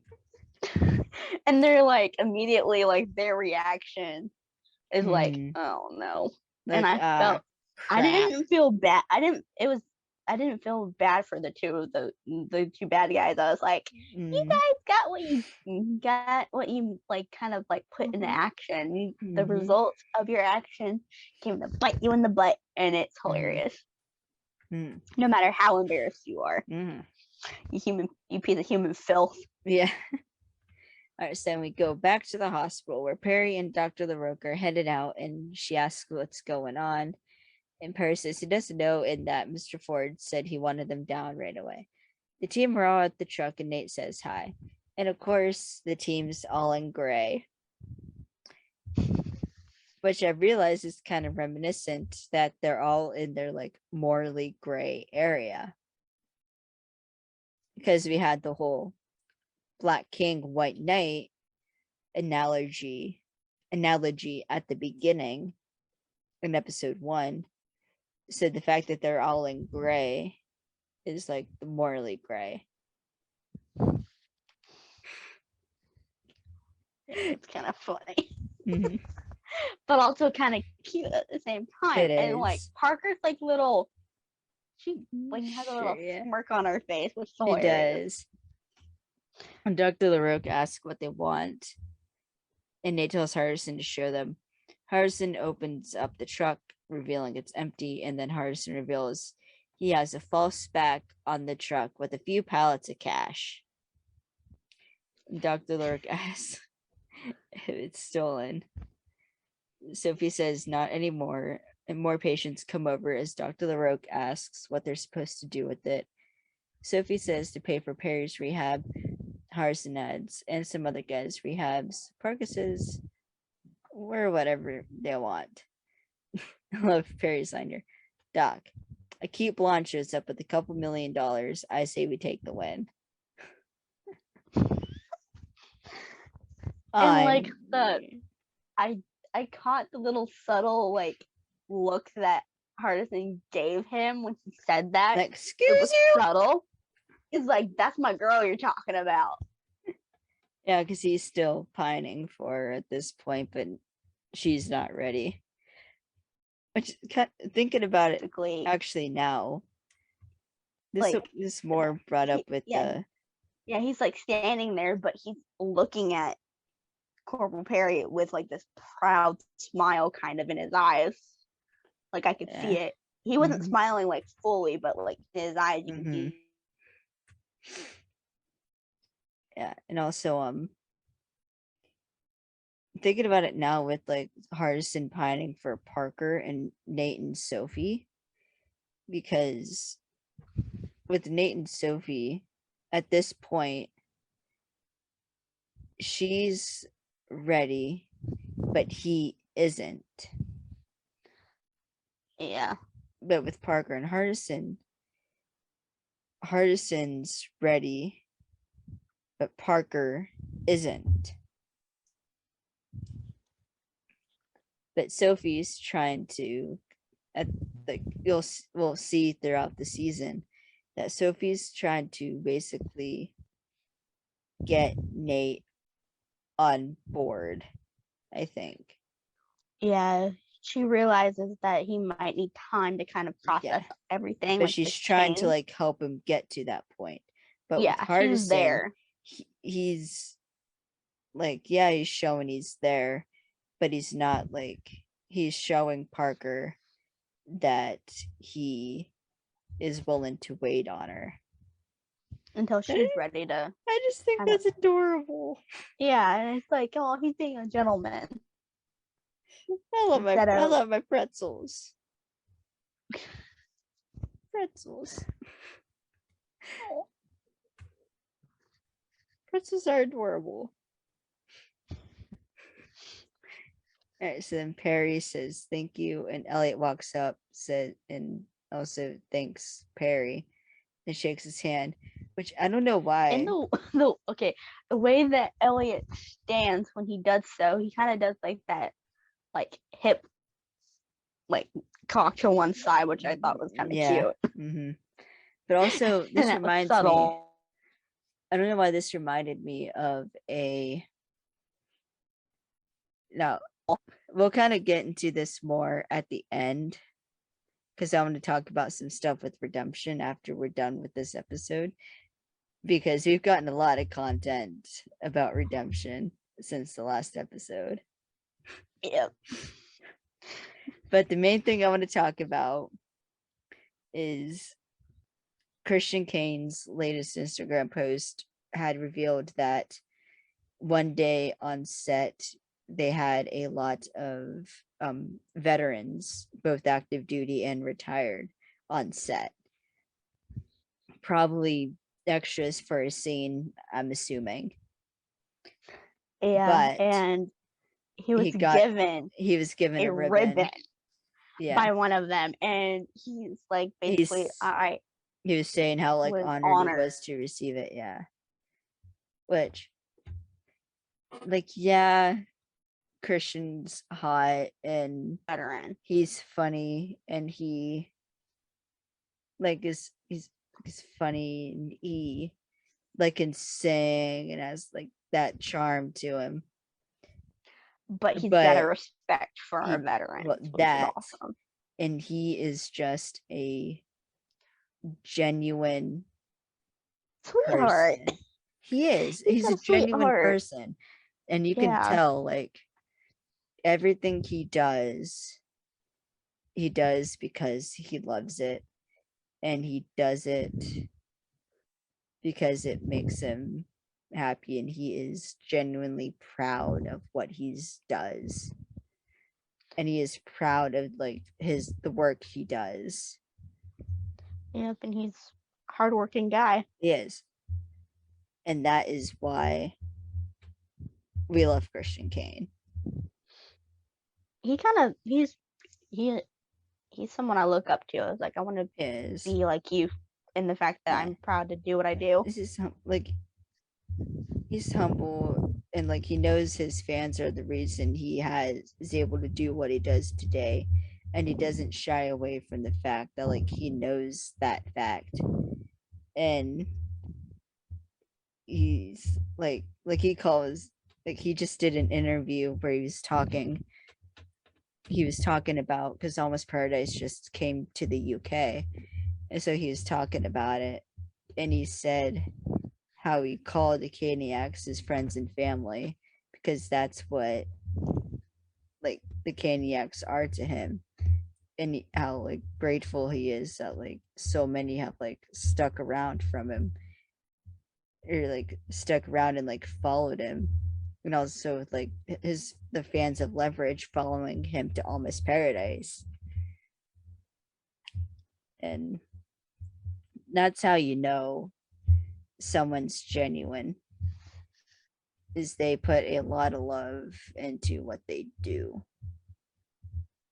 And so that was just another, when I saw you posted that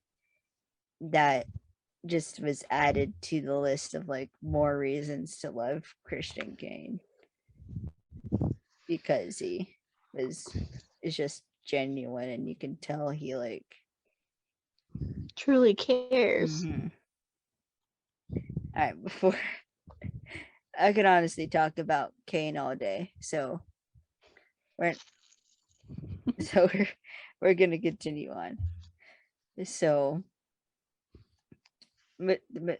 everyone but Nate goes to the car that's behind him, and Nate walks up to Dr. LaRoque, and Dr. LaRoque says, "The world doesn't work this way." And I love the music that plays during this sequence, because Nate says, "So change the world." I just love that. That was awesome. The fact that Mhm.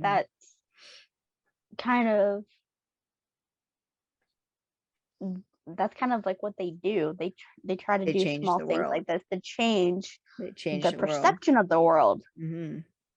It's like the world's gonna try to throw bad things at you. Mm-hmm.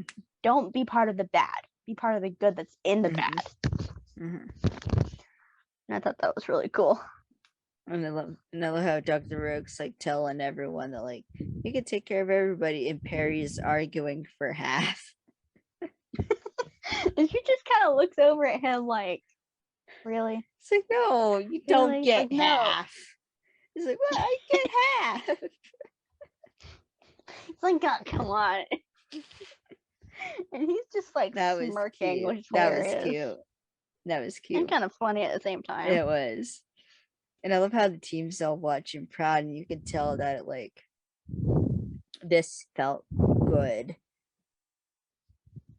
because it's like they actually made a difference into somebody. Yep, they saw the results of what they did. Yeah, which I because, thought was like, cool. in the last episode, Normally- they did it for themselves. This time Yeah. they did it for someone else. Yeah. And I think now they're gonna start to realize, like, oh, it actually does, like, feel good to help people. Like, and I can maybe, like, do this good thing, and maybe, like, especially for Elliot. Well, I was gonna say like have like Elliot redeem himself, but he, as it will kind of get more established earlier or later, sorry, he will never be redeemed. But I think for everyone else, it's like, oh, like maybe now I can be redeemed, or I can at least like do some good for like karma. So,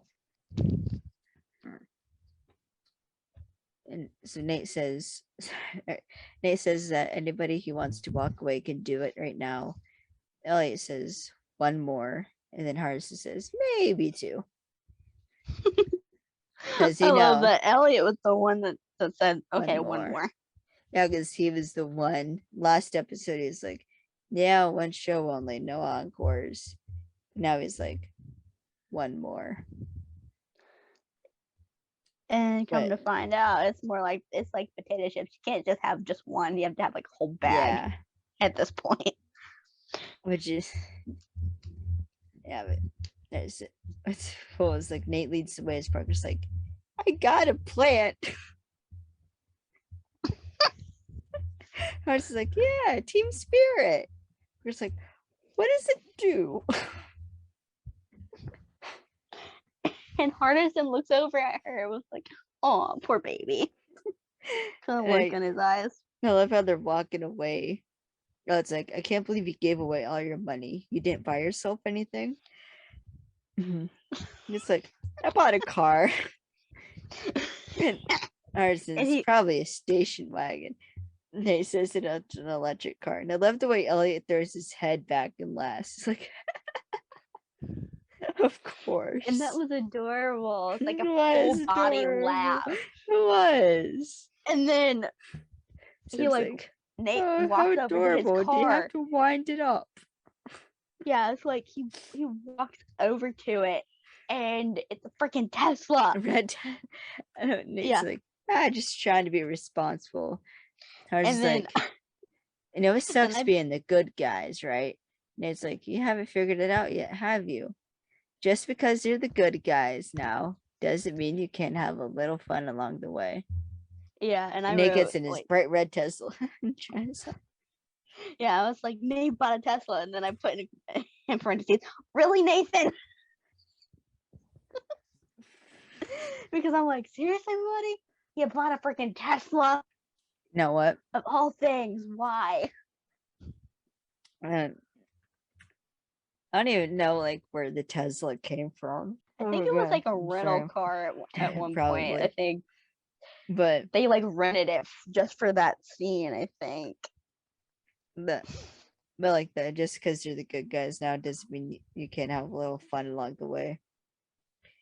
It kind of reminds me a bit of the expression,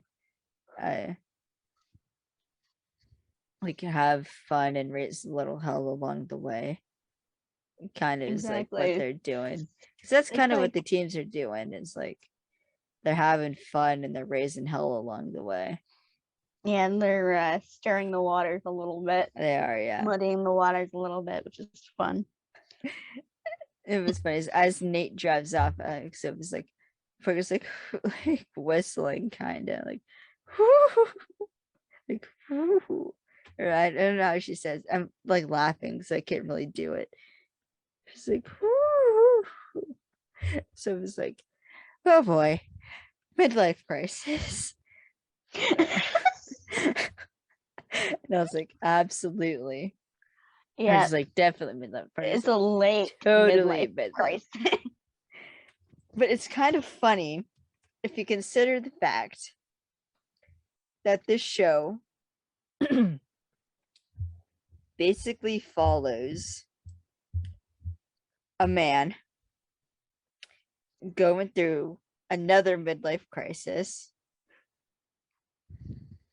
a woman, kind of also about a woman who's trying to like figure herself out,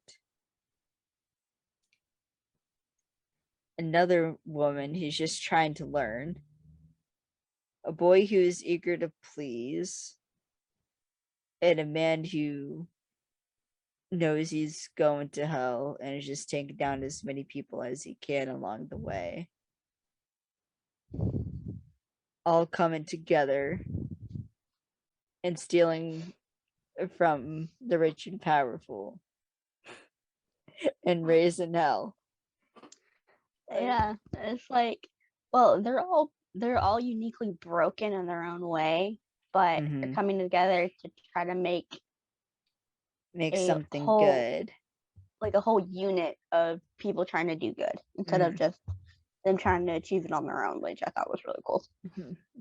Especially it was evident in this episode, which I really loved. It was interesting. Now the Nigerian job and this episode, the homecoming job, are episodes 1 and 2. But what's weird about these next few episodes, up until basically first day of a job and second day of a job, aired the way they originally wrote the episodes. They were in a different order. So then how they aired it, which is, so if you watch it on like Prime Video, the episodes are going to be in the order that they aired. If you go on the DVDs, or the DVDs like I have, they're out of order. I don't know. Funny. So it's kind of different storylines. Like the storylines are a bit different, but you can kind of tell. And I recommend listening to the audio commentaries because they are freaking hilarious. Particularly when Aldis is on, and like, I think it's season 3. Yeah, season 3. They allowed him on the audio commentary. And I'll probably quote this at some point because Aldis Hodge, anytime he's on the commentary. Now, when I say this, I want it to be noted that this is Aldis, from Aldis's mouth. So he calls himself this. Oh no, I know what you're gonna say. Sexual chocolate.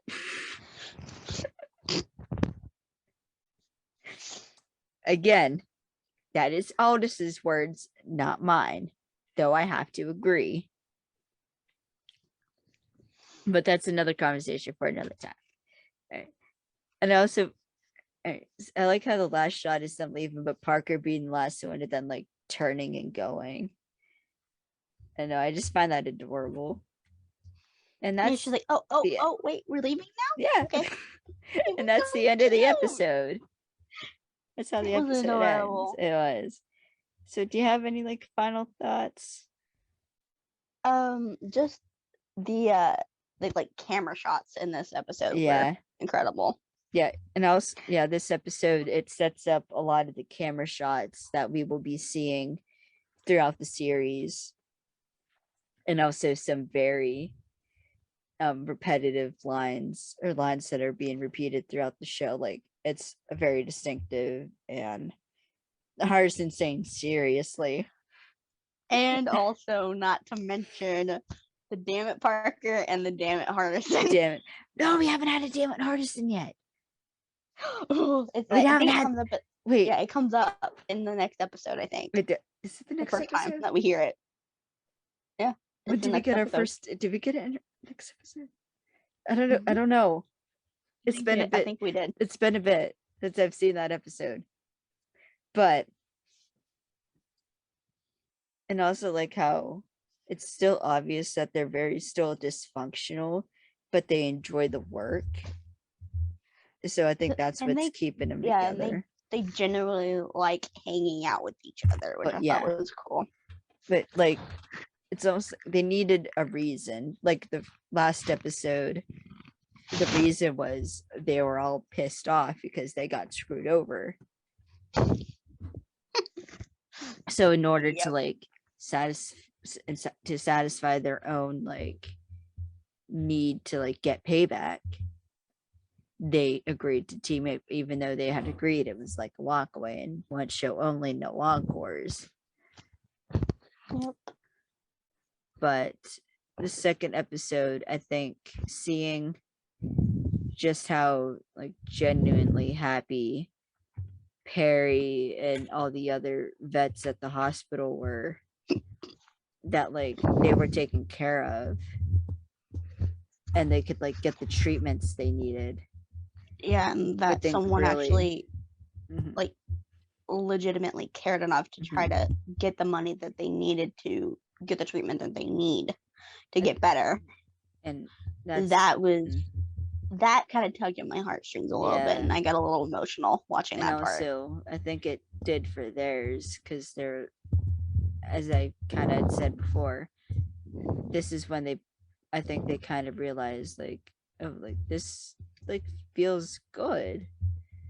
Like, yeah, like I'm doing something that I like, but I'm also like helping people, and like this actually feels good. Yeah. So a couple things I want to mention about redemption is, so you remember in a last episode we talked about how Christian Kane, and even this episode too, we talked about how Christian Kane was a dumbass cowboy. Well, after this came out a bit after we posted, or after we had done the last episode, and I kid you not, I was at work when I got because I follow Christian Kane on Instagram, and I had gotten the notification. I have notifications on for when he posts, because I like keeping up on all the behind the scenes stuff about Redemption Season 2. Okay. And Christian, I don't know what happened, but dumbass broke the damn punching bag.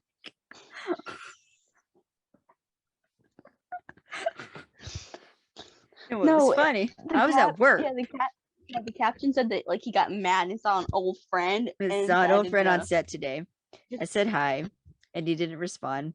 I hadn't had my coffee yet, so I was a bit irritated and said hi again. He just stared at me, so I punched him. He started waving from side to side.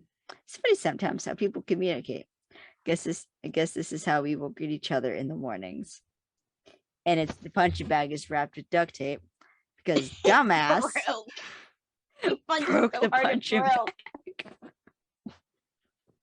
And literally the next photo, when you swipe over, it's freaking Noah with his arm around the punching bag, looking sad. And I'm like, I saw another old friend on set today.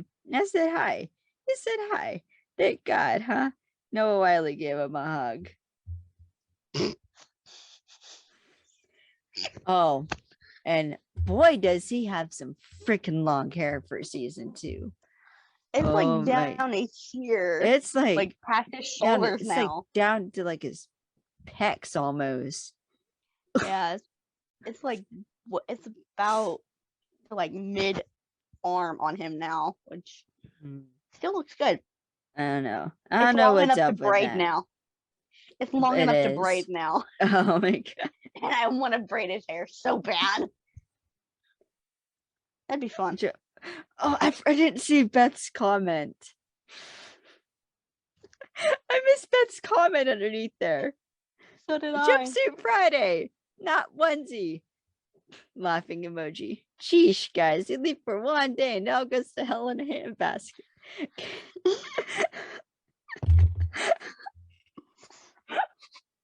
Oh, Bethy, I love her. I can't leave you alone for hashtag can't leave you alone for a second. But I love you, and you both look very nice in your onesies. So I don't know if that's because dumbass busted the punching bag, or if he made a joke about the onesies. But yeah, so you should follow the Redemption Cast because they are freaking hilarious. It's hysterical. And I just wanted to and I love point it. those out because I just wanted to prove my point that Christian Kane, why Christian Kane earned the nickname fucking Oklahoma. Because when I saw that, I was at work, okay, and I got the notification that Christian had posted. And I saw that the picture was, I had my Apple Watch on, so I was looking at the Apple Watch and I saw the picture of the punching bag. And I saw the punching bag was wrapped in duct tape. I was like, oh, what did fucking Oklahoma do now? I swear to God, Christian, what did you do? And I think when I had a minute, I went back and I saw the post. And I was like, God damn it, Christian. So yeah. I immediately thought, oh, you idiot. Why? Yeah, dumbass busted at the punching bag. I want to know, how hard did he throw a punch? How I hard want did to he know, hit? or what did he freaking hit it with? His fist? Or was he like, did he like hit it with a baseball bat or something? I don't know. Or he could have stabbed it. I don't freaking know. I don't know. All he said. It was posted on like what, a Wednesday? No think. stabbing Wednesdays. Oh damn it, you're right. No. Wait, do you have any final thought? Any more final thoughts on episode 2? Or this is like, this is like one of my favorite episodes of just like this season. Mhm. And it's on my top 5 favorites overall. Yeah. Which I think like it was just because too. It was due to the fact that the writing was so good. It is pretty good. And the fact that they had legit veterans, that kind of blew my mind. Yeah. And also tugged at my heartstrings a little bit too, because I have a high respect for those guys. And to see that they were able to show the woundedness of a soldier, no matter if it was a physical wound or mental or both, they acknowledge it, and they acknowledge that, yeah, you don't need to take advantage of people like that. You need to help them because they put their lives on the line for our safety. And that's why I try to thank them as a veteran. When I see them, I try to tell them thank you for that reason. Yeah. Because they could have come home underneath that flag, but they didn't. They came home wounded. And it's like, we owe that to them. Yeah, this is why it's one of my favorite episodes. Yeah, I like this one too, because not only does it introduce like a lot of the recurring ideas of this season, but it also does like deal with something that isn't really talked about a lot. Just kind of a bit like exploitation of like military just personnel in general, and also showing how like these characters, how they're so different, but they're also like kind of like they all have similar issues and they all have similar problems, but they're presented differently, and they deal with it in a different light. way. They deal with it in different ways, which I thought was kind of cool. And also the whole, we get the whole, we still continue on with the Black King, White Knight, and the idea that like being the good guys and how you think that they think being the good guys means you can't, like, it's all like being stickler to like rules and that, but then Nate's like, well, no, sometimes the good guys have to break the rules to get the result that they want. Yeah, and that's what Nate brings up. sort I'm of, like, but I think the question that comes up, which I think especially Nate's gonna have to answer, especially with the season 2 storyline being about Nate's, or with the whole storyline of Nate not being a thief but an honest man, is, does that mean, are they really the good guys? Because, like, yeah, they do good, but they still like have to break the law to do it. yeah, it's like, what is, so it's that interesting kind of moral like, dilemma. What's the moral boundary with between good and evil? Pretty much is what they're going to be testing, in a way. Yeah, That's what I got from it. And right where does Nathan lie on that scale? Yeah, it is actually, because like right now he still thinks he's a good, honest man. Or maybe not necessarily that he's good, but that at least that he's an honest man and he's not a thief. Yeah. The rest of the team, they know they're thieves. They know they did, like, that they're criminals. They know they're criminals, and they know what they, in the sense of where they fall on that Black King, White Knight spectrum. Yeah, and they're kind of more in between. Yeah. And well, right now they're all kind of thinking they're the Black Kings. Yeah, right, but in reality, they're kind of a little bit of both in some aspects. They're the morally gray. Yeah.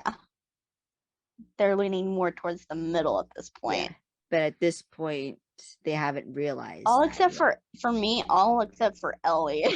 Well, because Elliot is more. Elliot's black on black, pretty much. He is a bit. But his heart is still good. His heart is still good. You could see it with how he interacted with Lance Corporal Perry. Yeah. His heart's still good, but it's just his mind got corrupted. Yeah. Well, we'll get more into that as the season goes, and we get more into Elliot's storyline. But yeah, I just really liked how this episode set up those like key ideals that are going to be repeated like throughout the season and throughout the series, basically. Okay, so that's all you have to, or if that's all you want to talk about. Yeah, that's pretty much all I got. Yeah, okay. All right. Thank you so much for listening. To learn more about NAFCO, you can head over to nafco.org and follow us on our socials, linked on the website to learn more about our sponsors. And you can also go to my website, which will be linked in the episode description. And Alex, do you want people to find you on social media? They can just find me through like going to your friends list, and they'll find me. Alex Cooper, if they want to follow me. All right. And kind of see what I'm doing. Yeah, and you can also read Alex Fix on AO3. And same for you, Kaylee, right? Yeah. So I'm trying to think. Your AO3 is. It's Alex Cooper 250 is my user. Alex Cooper 250, and mine is Miss Movie.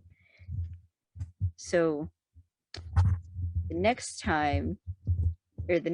episode that will be released, I will be talking about Moon Knight episode 5, which I don't know if you're watching that, because it is absolutely insane, and I can't wait to talk about the 5th episode. But the next Leverage episode that you're going to see me and Alex on, we will be talking about the 2-Force job, which is, as you probably could tell by Alex's squeak, is going to be a very fun episode, because not only do we get to learn more about Elliot's past, but we get one of my personal favorite sequences, because it's Christian Kane. That's all I have to say about it. Oh yeah, enough said. Yep. It's Christian Kane with his own music in the background. That's all I gotta say for right now. All right. Thank you so much for listening, and I'll see you all next time.